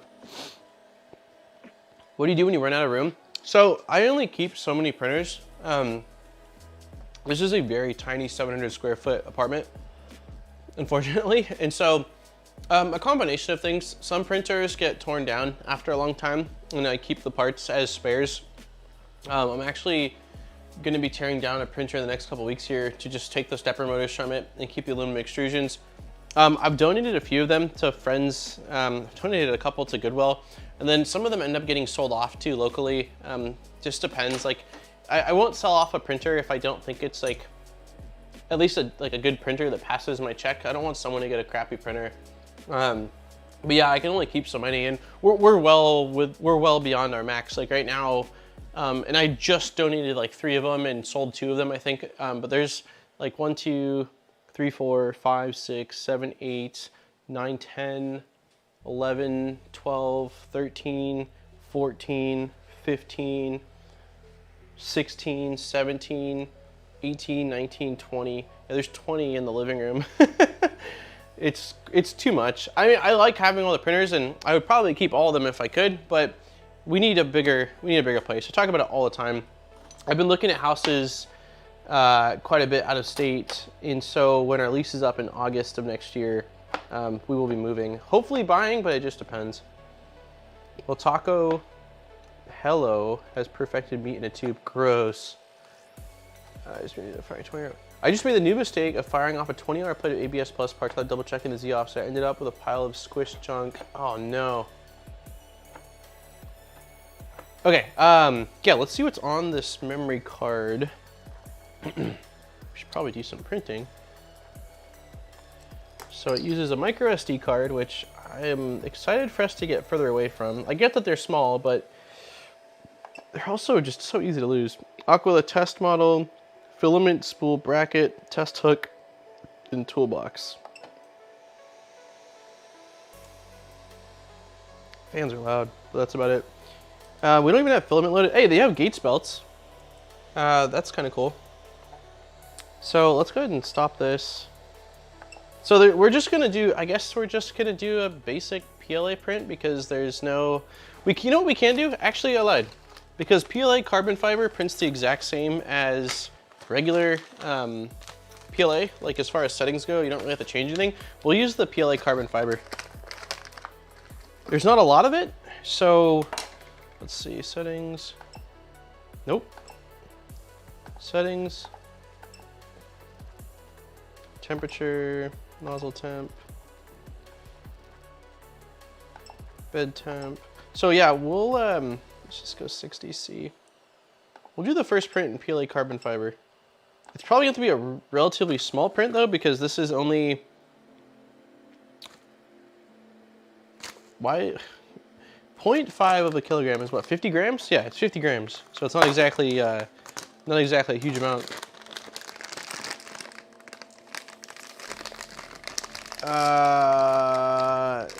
Donate to schools. Yeah, schools is really cool. It's a little bit tricky right now with the COVID thing going on, as far as like what I can do.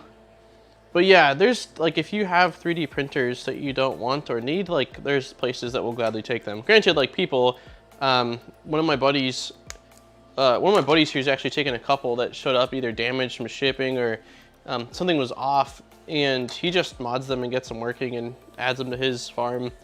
But there is, not where I'm at now, it's about an hour drive. Well, depends on traffic, but where we used to be, there was a makerspace pretty close by that would totally take the printers. Okay, so we're just gonna attempt to load this up here. I have no idea whether this will tangle mid, so this is carbon fiber PLA. It can smell, when was it? It was 2 weeks ago, right? When we heated up the focus printer, that it was smoking, but it wasn't like truly smoking. It was, okay, so they definitely used red PLA in here prior to sending it. It was burning off the oil from the PTFE. Okay, so print options are going to be, we've got the Aquila test model, filament spool bracket, a test hook, or a toolbox. What do you guys want to do? I have no idea sizes on these things. I'm assuming, you know, hook's probably small. Toolbox, I think that is like a thing that attaches onto the extrusion to hold the Allen keys and stuff. And I don't know what the Aquila test model is or the spool bracket. Hey, Tripods is here. No, it's not a half a kilogram. I wish it was half a kilogram. It's literally, it's 5% of a kilogram, or 50 grams. Yeah, they, so the interesting thing, which I wasn't expecting, and it's kind of cool so you can play around with it, but they give you carbon fiber PLA, regular PTG, regular nylon, and carbon fiber PETG with this machine. Again, they're only small increments, but to be fair, that filament's quite expensive. So like, you know, if they threw in a spool of carbon fiber PLA or something like that, you know, it would probably get pretty costly for them. Toolbox? All right, we got 1 vote for toolbox. Any other votes? Options are toolbox, test hook, filament spool holder, or the Aquila test model. Tripods is the man with the coolest garage I know. If you're not watching the stream from your garage right now, I feel like you're missing out.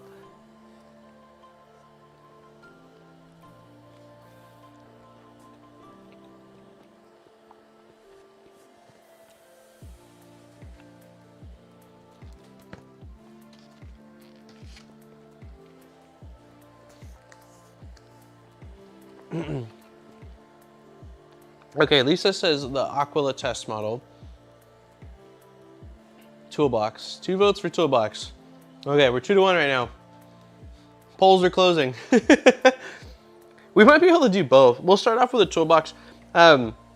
If there's not enough filament, Lisa, for the Aquila test model on this bit of PLA, I'll print it up so we can see what it is.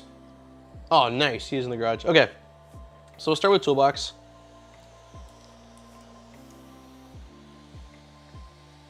Yeah, it is a pretty cool amount of filament, and I actually, ooh, that is too close.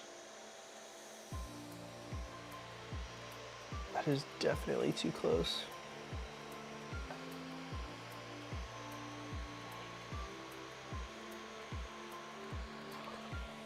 I can't see. Now it's slightly too far. It's interesting, considering when I leveled it, I purposefully thought that I had it a little bit too far away.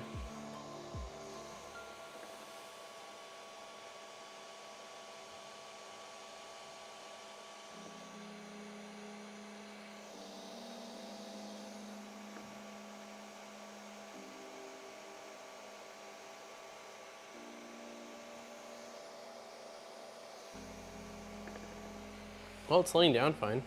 It looks like there's supports.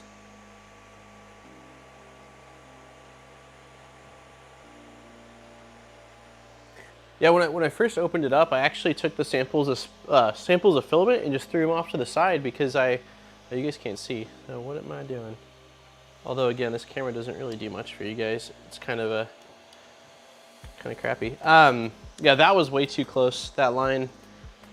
But I think I got it pretty well squared away. It might actually be a little bit too far away now, but well, it seems like it's sticking pretty well based off of, let me turn this one just a hair. I assumed that they were just little strands of PLA like most manufacturers provide, so I threw them off to the side. It wasn't until I saw that there was 2 more that I took notice that they were actually nice filament.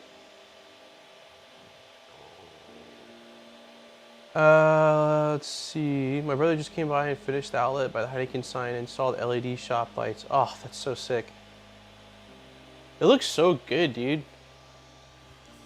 I know you said you got the actual workbench in the cabinets was a Home Depot thing, right? And then as far as the paneling goes, was that also Home Depot? But did you cut it down to size, or like, it looks really good. Like, it's definitely goals as far as garage goals when we actually have a garage. Yeah, it looks like it's a little bit too far away, but I'm gonna run with it because I have a feeling it's gonna be okay. It's laying down nicely.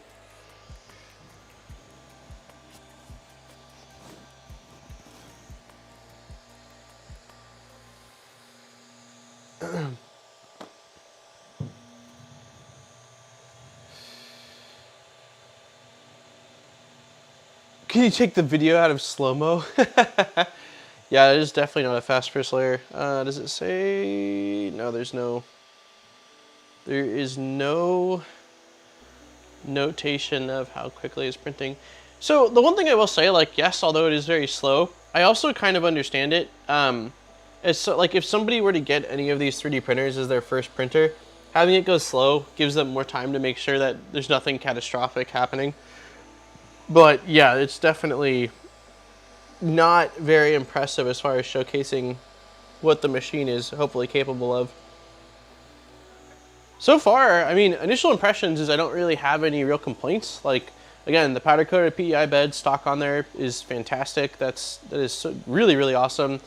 There's only one rail that the Y-axis rides back and forth on. It's a 40-40, but it should still be fine as far as rigidity goes.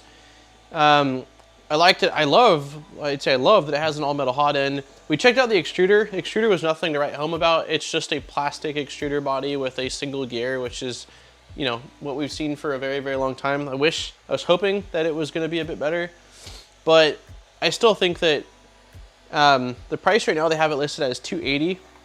I still think that as long as this thing can perform, the fact that it has a bed, you know, this bed to upgrade would probably cost at least $40-ish depending on where you get it from, but it could go up from there. And then an all metal hot end if it works decently. As far as the nozzle goes, where did I put? It looks like it takes the same size nozzle as what the Creality printers take, which is the MK, is it MK8 or MK10? It looks shorter than a V6 nozzle. I don't think I have, oh, actually, let's see. So this is a Volcano.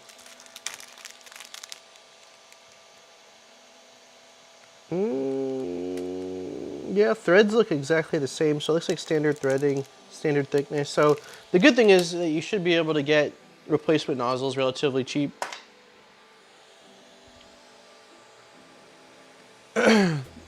The garage update is stunning. Not everything is Voron.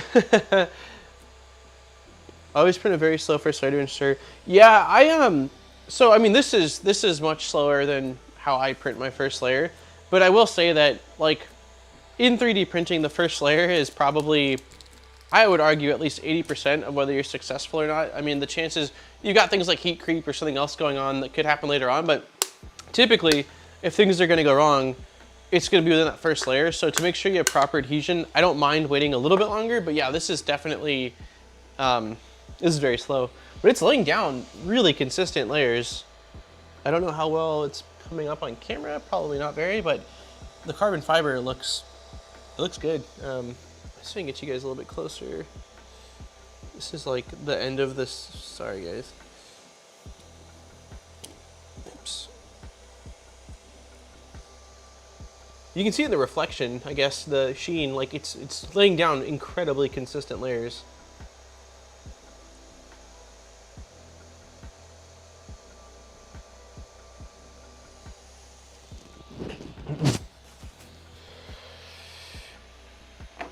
The cabinets and rolling tool chest are Home Depot. The slate wall is from Pro Slate. I had to cut most of the slate wall to size. They come in 8-foot pieces. Well, it looks freaking great, dude. Pro Slate provided the slate wall and accessories for a video. Each box covers 4x8 and costs about $200. Damn. Well, I mean, again, it's like, you spend so much time, I'm sure, in the garage during normal, normal season working on 3D printing or whatever other projects. So it's kind of like, it looks amazing, dude. And like, there's something about, being proud of your workspace. Like I despise the way our workspace looks. So yeah, I would love to have something like that. It looks incredible. Pie. MK8, yeah, that's right. So it looks like it takes a standard MK8 nozzle. I don't have an MK8. The only ones I've got are from the last couple weeks, which is, this is the spare nozzles from the Focus, which are just kind of standard Volcano style nozzles. And then these are the ones from the Ender 7, which are really funky. Not quite Volcano, not quite V6.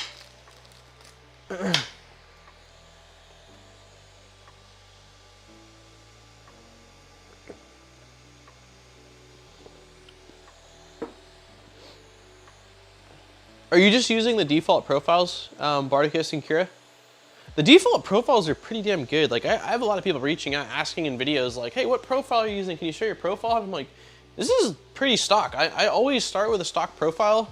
And if there's not an exact stock profile, like, any machine that's similar to an Ender 3, I'll just grab the Ender 3's profile. And it's pretty good. And then the only things I'll change usually is like temps, because I like to print a bit hotter.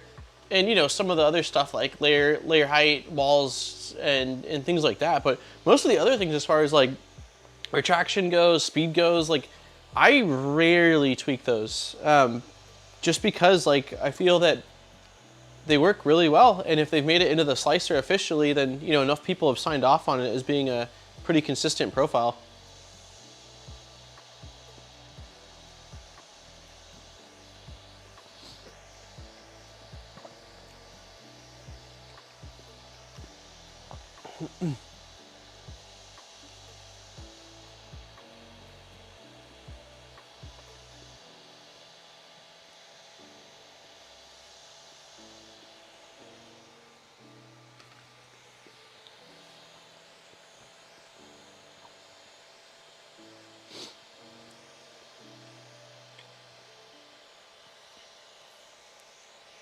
And part of me wants to just get this Prusa built.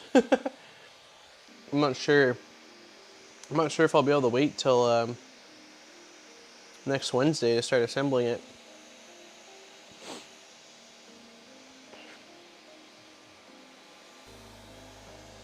Yeah, it looks really good.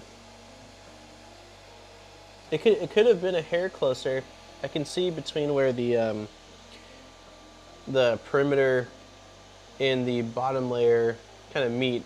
There is a tiny bit of the PEI showing through, just a hair. I was just concerned when I saw that first line lay down. It looked like I didn't want to scratch up the powder coated PEI, and that was a pretty scary it was a pretty scary first little line there.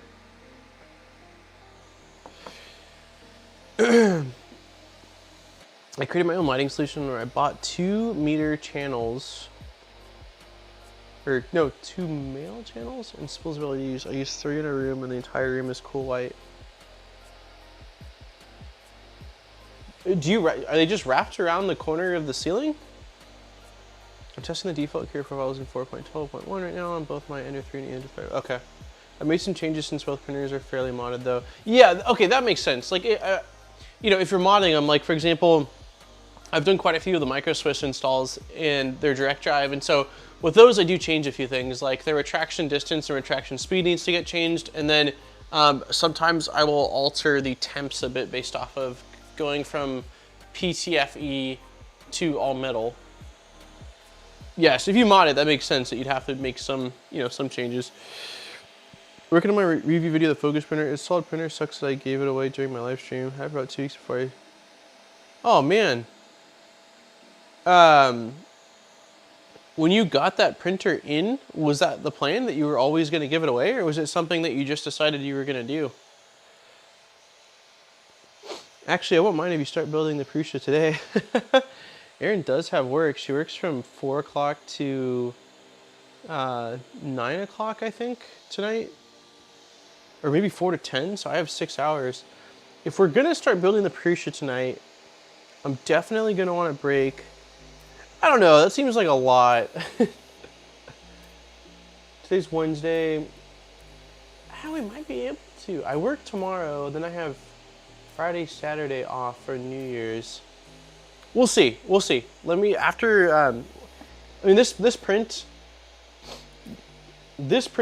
printing this is probably going to take hours because of how slow it's going. I'm curious to see once it's done with the first layer, what it ramps up to. But we'll probably end the stream in a bit, and then I'm gonna kick back for a little bit and think about my life. And then we'll see. I might end up, maybe we will start building the Prusa. I know otherwise I'm just gonna be thinking about it, because I'm also curious partially to see if anything was damaged. There's nothing visibly damaged, you know, from the top down, but because of how jacked up that box looks and because of the seal missing, I'm just wondering, you know, did anything fall out that I'm not seeing? Yeah, it is a solid printer from Focus. No peer pressure. Well, like, compared to the streams we were doing before, like, we have been doing a lot shorter streams. Like, when we were doing the Voron streams, I think we were streaming for 6-hour days a couple times. And then I just was like, all right, well, that was fun while it lasted. And then I do like the 2 or 3 hour streams because, you know, I don't feel exhausted after. I can just kind of kick back. But I do agree, I really want to get the Prusa Mini, or the Prusa built. All I was planning on doing today was troubleshooting that Prusa Mini to see if I can figure out what's going on with the heat creep and replacing the PTFE inside of the hot end. And then doing some video stuff for next week's video, because I already got Saturday's video done. So we'll see, we'll see. If we do end up building it today, I will post it in Discord in the live streams chat room.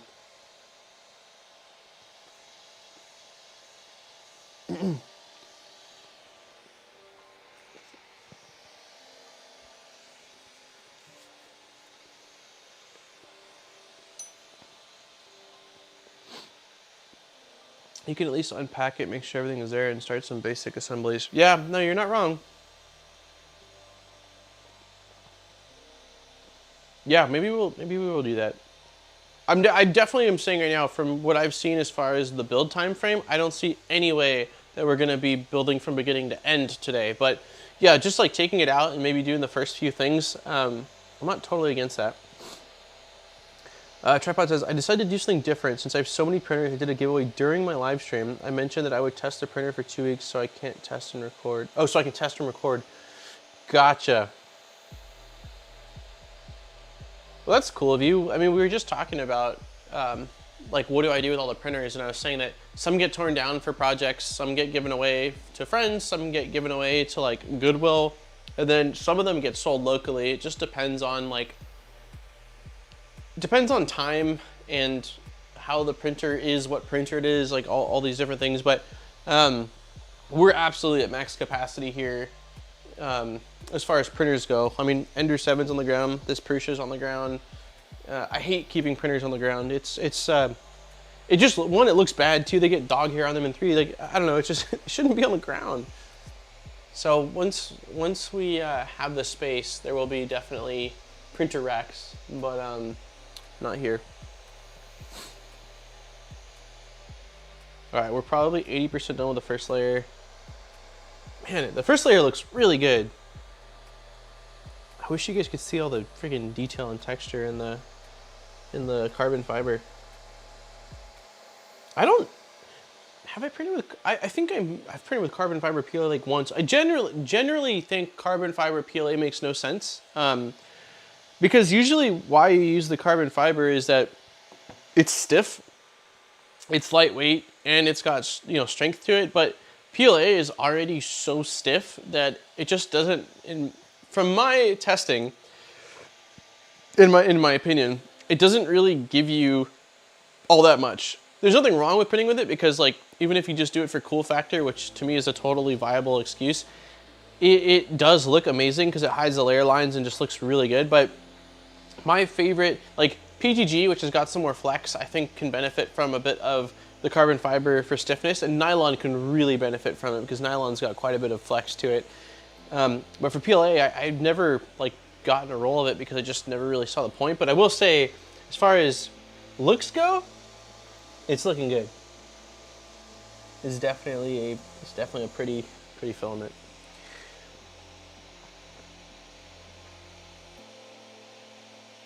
Donate them to a local school. Yeah, I'm sure that local schools would take them.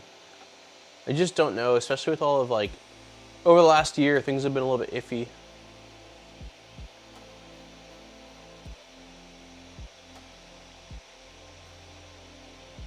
If you don't have a floor printer, then you don't have enough printers. Actually, I think you posted a photo of a printer on your floor the other day. There's almost always a printer on the floor. When there's not a printer on the floor though, I feel so good. Like, yeah, I've got everything figured out. That's really cool. I offered for Christmas to my brother. I said, "Do you want a 3D printer?" And I think, who else? There's two people recently, and I got denied by both of them. I'm the only person in my direct like family or friends that I haven't met through 3D printing that actually 3D prints. And I would gladly show someone, or, you know, again, if like a family member said, "Hey, like, do you have a 3D printer I could have?" I'd be like, yes. But it's weird. It's like, I don't know. Guess it's not for everybody. The biggest downfall of floor printers is kicking them though. I learned my lesson when I walked into the room in the dark and I had an Ender 3 kind of, not in the middle of the room, but definitely not in the corner. And I kicked it, busted my big toe open on the aluminum extrusion, and that hurt like hell. And after that, I was like, floor printers are not the business. That being said, I'm about to waste a ton of printing a huge Egyptian cat. Yeah, my floor printer is typically the Hornet. Hi. Plate? Thank you. There was a hole in the bread and I got jelly on my thumb and then touched the printer. Oh no. It's okay. Sorry. It's okay. Yeah, it's alright. I just didn't know. Fell on my pants. Did it? Yeah. Damn, dude. It's out to get us. Yeah.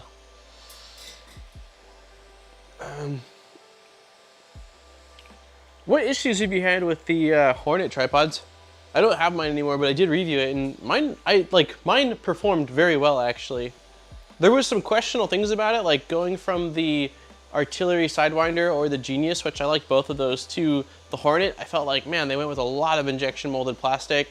The screen wasn't as nice, and the connector thing was interesting. But as far as like print quality goes, it printed very well for me. I didn't have any issues. Okay, definitely at least is printing twice as fast now.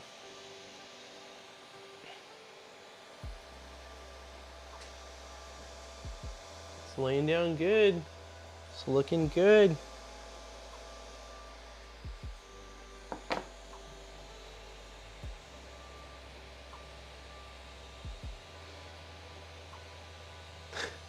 That's your favorite printer. Hey, tripods, when you've done these giveaways, well, obviously your brother is just local, I'm sure, but as far as shipping goes, do you work with the manufacturer so that way they cover shipping? Like if you agree ahead of time to a review, or do you typically just cover the shipping yourself? I'll do a YouTube poll if people will want to see my review. I have all the footage. I vote yes. I would love to see your review.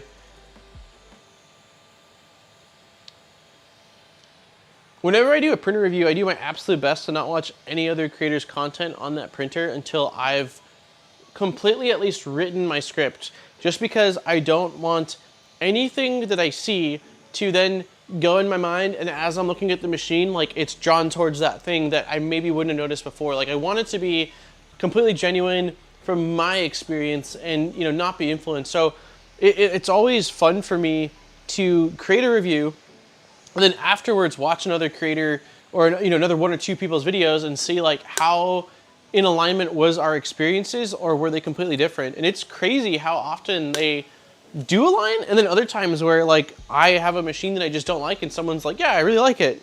I mean, some of it's totally, you know, relative, like to maybe my machine took a tumble on its way to me and I didn't realize it, and so it got a review because it got a bad review because of something related to that, while theirs arrived without issues. Or like I think that granted the Sir Moon did not get a good review for me, but I think that the 3D Print General and Super Make Something both got their Sir Moons, and I believe that the Z-axis end stop was completely crushed, or like it smashed in transit, and mine was totally fine. So it's just, it's really interesting how the experiences on the same machine can be so different. Also, in general, like I'm a pretty glass half full type person, but I think that my tolerance is maybe getting less in terms of like my BS tolerance of what I think is acceptable. The Hornet, very bad heat creep, constant nozzle jams. Because of these jams, it stripped out the plastic. Oh crap. Yeah, that is really bad. Interesting. Yeah, I don't remember having any heat creep with my Hornet.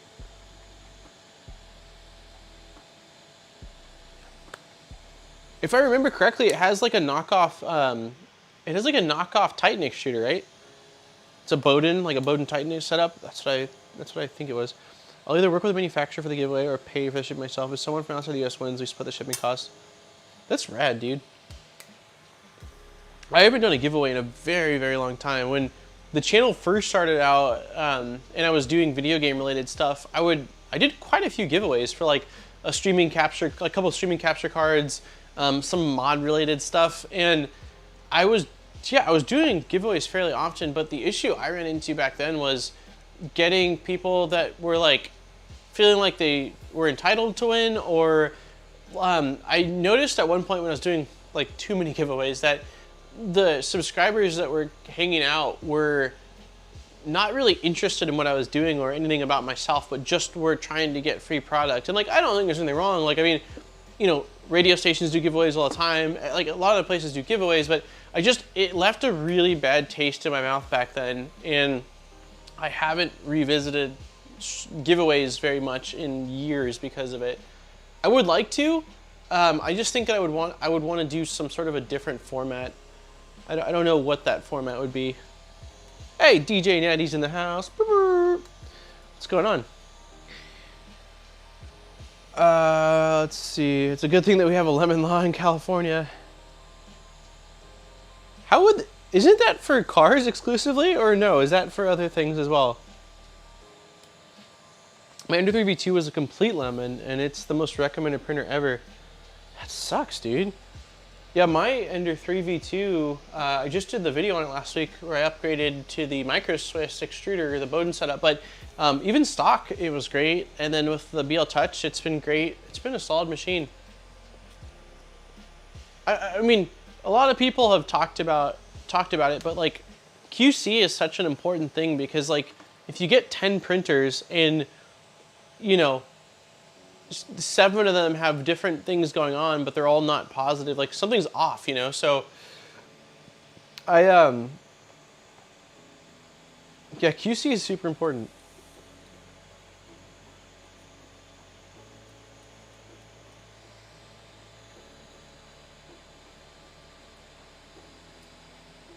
I have 2 Genius printers. Those plastic gears never failed. They are my go-to. Yeah, I don't have any of the artillery machines anymore. The Genius, I can't remember. I think that one I might have ended up selling off actually. But the Sidewinder I donated. But I loved my Sidewinder. I had the Sidewinder for at least a year, and I did I threw a 0.6 nozzle on it and did all of my like large PLA or PTG prints on it, and it was super consistent. No mods, no nothing. And then one of the ribbon cables for the hot end carriage, I guess. Yeah, so the one that goes out to like the hot end carriage. One of the pins did go bad on that, but that was after a long time. Like it was probably a year of printing very heavily on it, and then they had given you a spare anyway, so I just swapped it out and I was back up and running. How's the snow there? Oh, no snow. So we've had that's hilarious, DJ.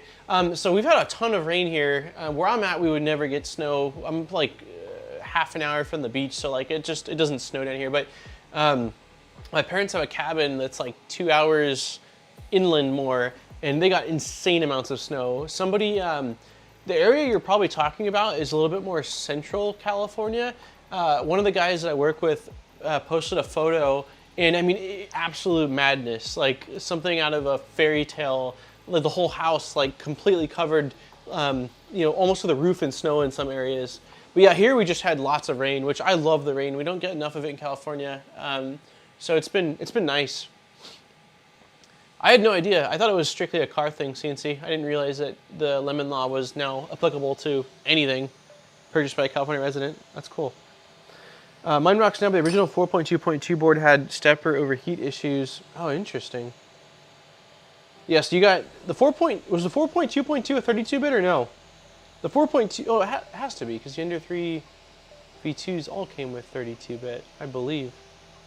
I'll fix up the Hornet, then we'll bring it to Murph and put a $10 bill on it with a sign, please take me. It's funny. Got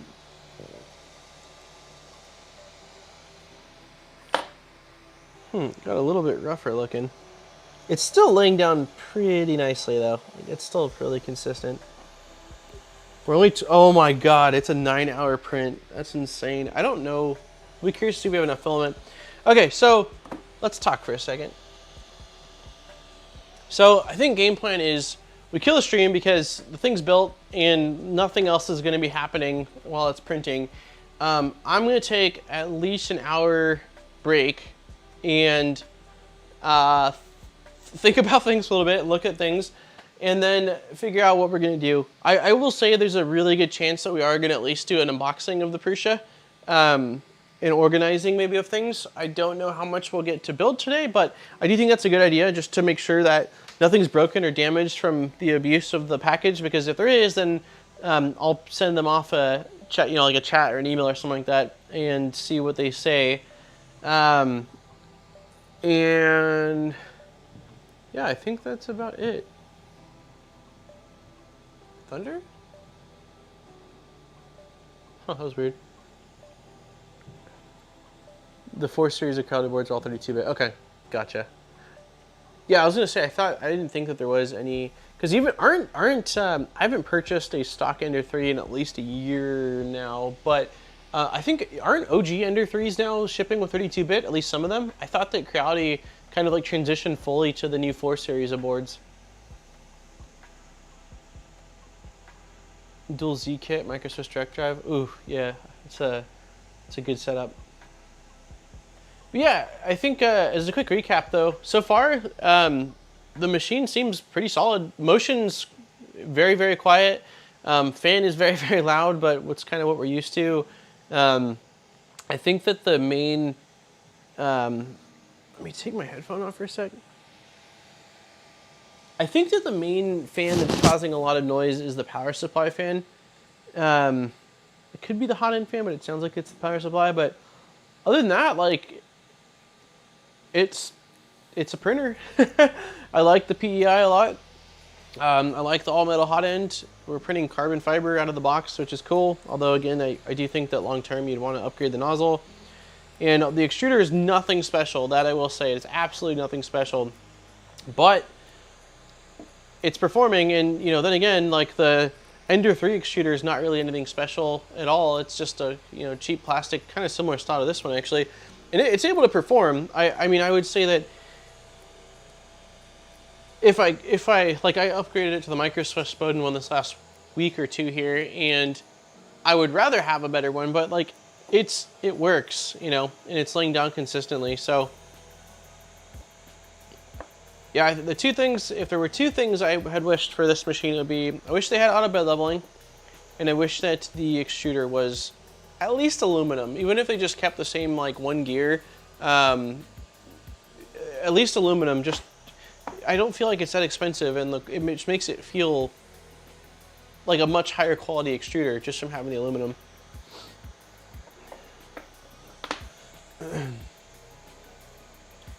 But yeah, let's go ahead and end the stream. I will, like I said, I'll be doing a full review on this, so we'll cover all of the specs in more detail, everything I printed with it between now and then. It'll probably be a month plus, but that'll be on the main channel. And then when I decide we're going to be streaming, I will do my best to schedule it for tonight. If for some reason I don't get in a big enough gap where I'm just like, hey, I'm going live in 30 minutes and I can't schedule it, I'm just going to post a link in the Discord live streams chat channel, so that way anyone that sees it and wants to hop on, they can. But we'll at least get this Prusa opened and kind of see if anything was damaged by customs. On the Under 5 Plus sound board, you can solder in a TMC 228 in the extra slot. Oh, interesting. TMC 228 in the extra slot with a firmware from Tiny Machines. No shit. I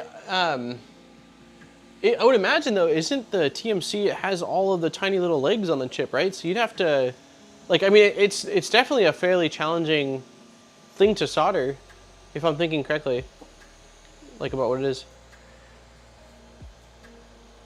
Yeah, I will. I'll drop a link in the Discord later, Pi, if you want to swing by, and we'll see about the Prusa tripod. Thank you so much for stopping by, man. I really appreciate it. I'm stoked that your garage is back, like, well, back up and running, but also it looks freaking amazing. I know you've got to be excited about that, and I will keep my eyes out for the Hornet review, and I will definitely. If